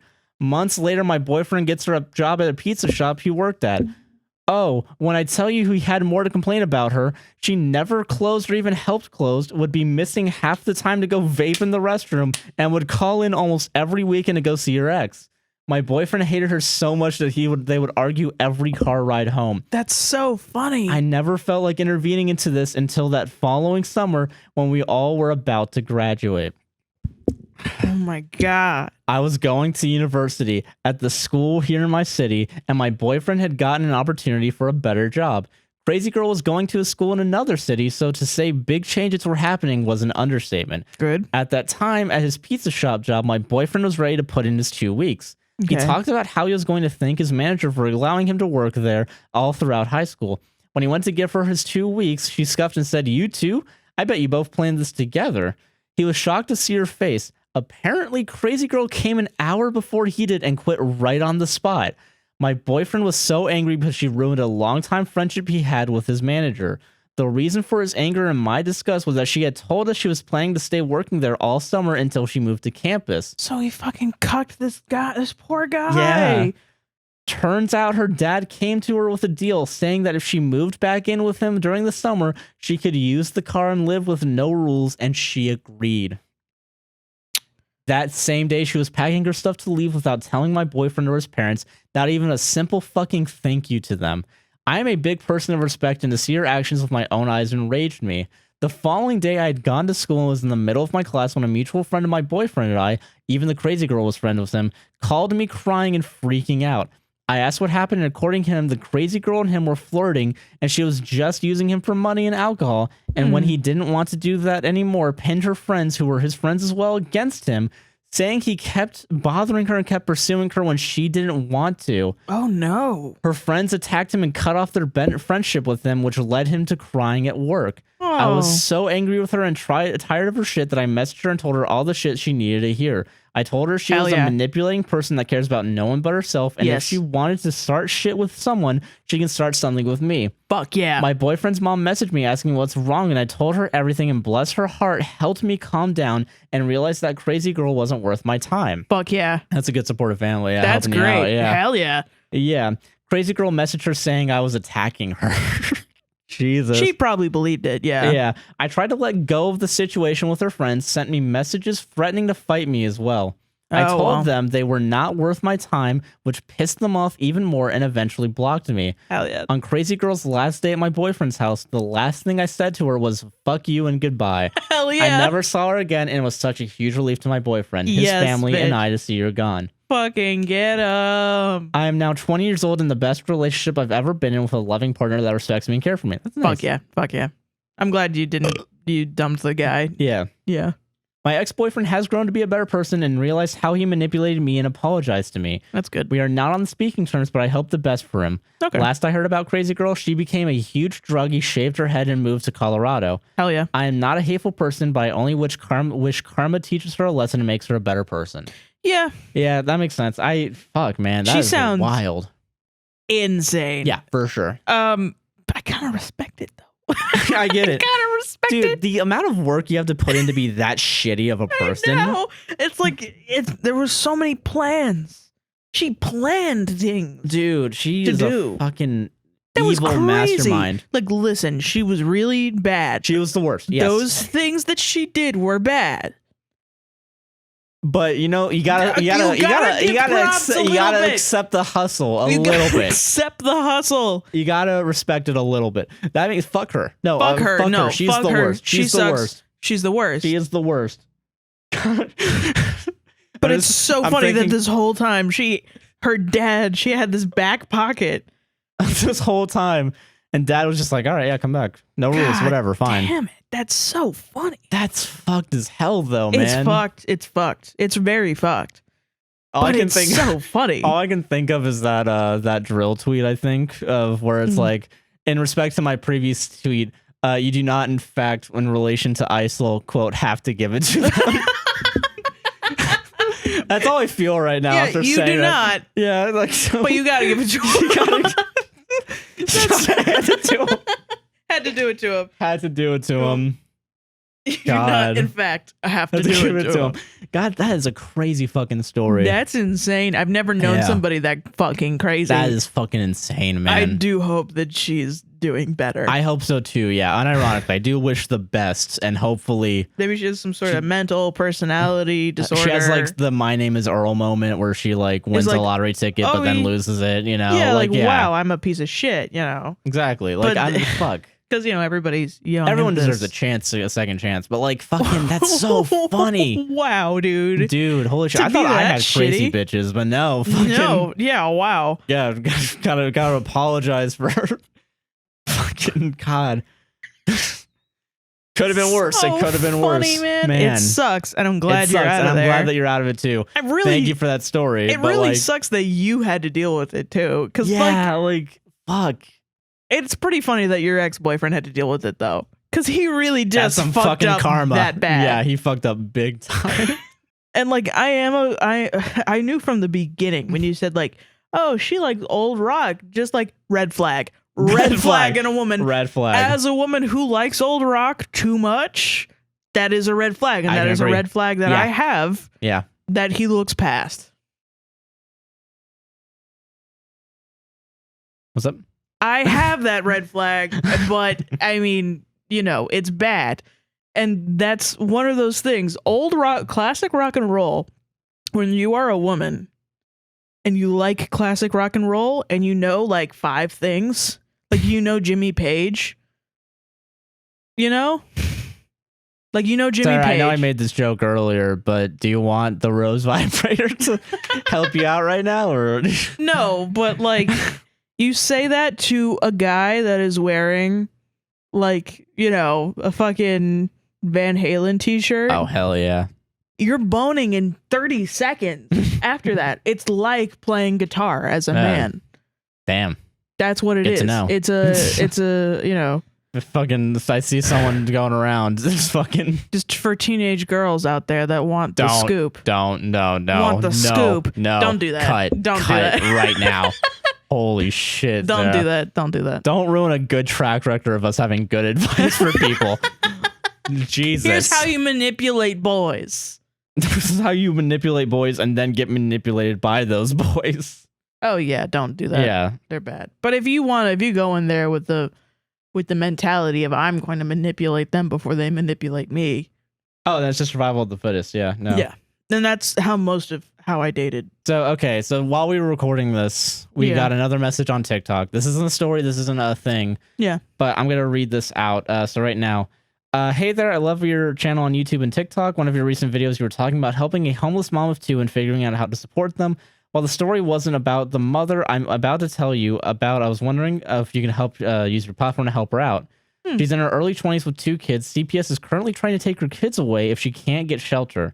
She's been crowdfunding on her own and is not enough. She needs help ASAP. She has a GoFundMe and works with mutual aid. This is urgent, and any attention we can bring to helping her will be amazing. It's about to be winter here where I live, and it gets really windy and wet here. If we could get her home before the winter and her kids back from CPS, that would be a miracle. Please let me know if you're willing to help, and I'll send you her crowdfunding info. Yeah, no. Yeah, absolutely. Yeah, yes. So I'll let them know. So I'm not sure if we're going to be able to get the full information, but we're going to put information in a separate comment as well as in the description, as long as everything's legit. I don't know for sure. We'll look into it, and if it is legit, we'll make this into a TikTok and then put that on our TikTok and put everything in a comment. So you guys are able to read over her situation and donate if you would like. Yes. Yeah. Yeah, but I'm getting in contact with them right now to see what's up. So sweet. Yeah, so if we can actually help out someone. That would be dope. I would love to do that. Exactly. Yeah. The whole situation with the other guy was fucking terrible. Bullshit. Yeah. I DM'd the guy on Reddit and I was like, hey, you know, what's your sister's Cash App? I would like to help you guys. And then he was like, she doesn't deserve shit. And I was like, if you want to send it anyway, at some point, blah, blah, blah. And he goes, no, never. She's a shitty person and you're a shitty person for wanting to help her. So I don't know about you guys because you guys did have a different opinion than us on that TikTok. But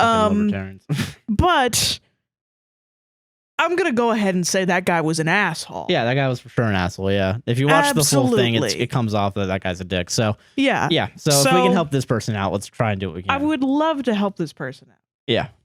So yeah, hopefully we'll be able to help him out as long as that actually everything's legit. Yep. So I think. I think that's it. That is it. Yeah. Whew.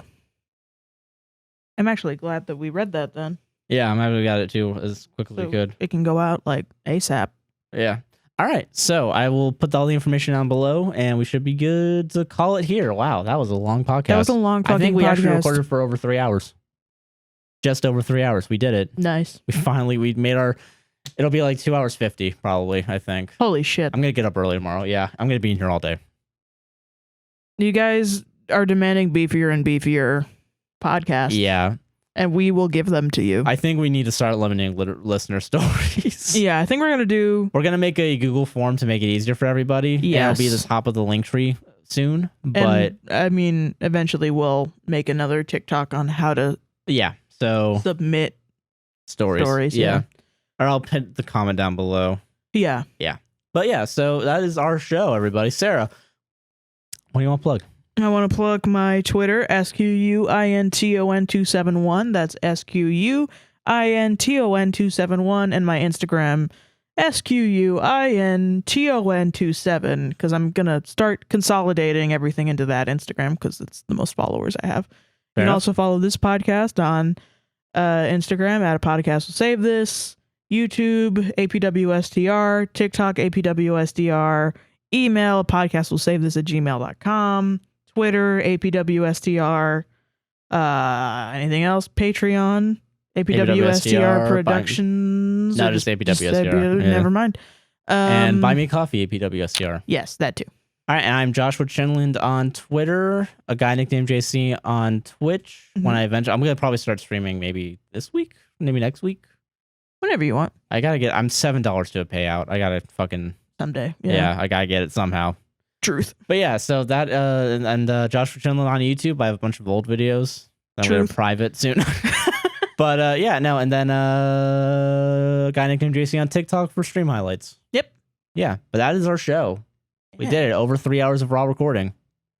Jesus Christ. We did it, everybody. Guys. Tune in next week for a 24-hour podcast where we just do a live stream for 24 hours. And we watch our phones for you guys to send in follow. The telethon. We're doing it. We're doing a live telethon. Yeah, that's how we do it, baby. That would be kind of fun to do. That would be fun, yeah. Ah, fuck. Now we got to do that. We'll plan it out. That'll be one of our Patreon goals. All right. 100th episode? No, we're not. We don't have the infrastructure to do it. We don't. Yeah, we don't. Yeah, we'll do something else for our 100th. It'll be 200. Oh shit! This is supposed to be our Halloween episode. This is gonna go up for Halloween. Oh shit! Fuck. Well, goodbye, everybody. The outro will be the Halloween thing. Bye, everyone. Love you guys. Love you guys. Bye.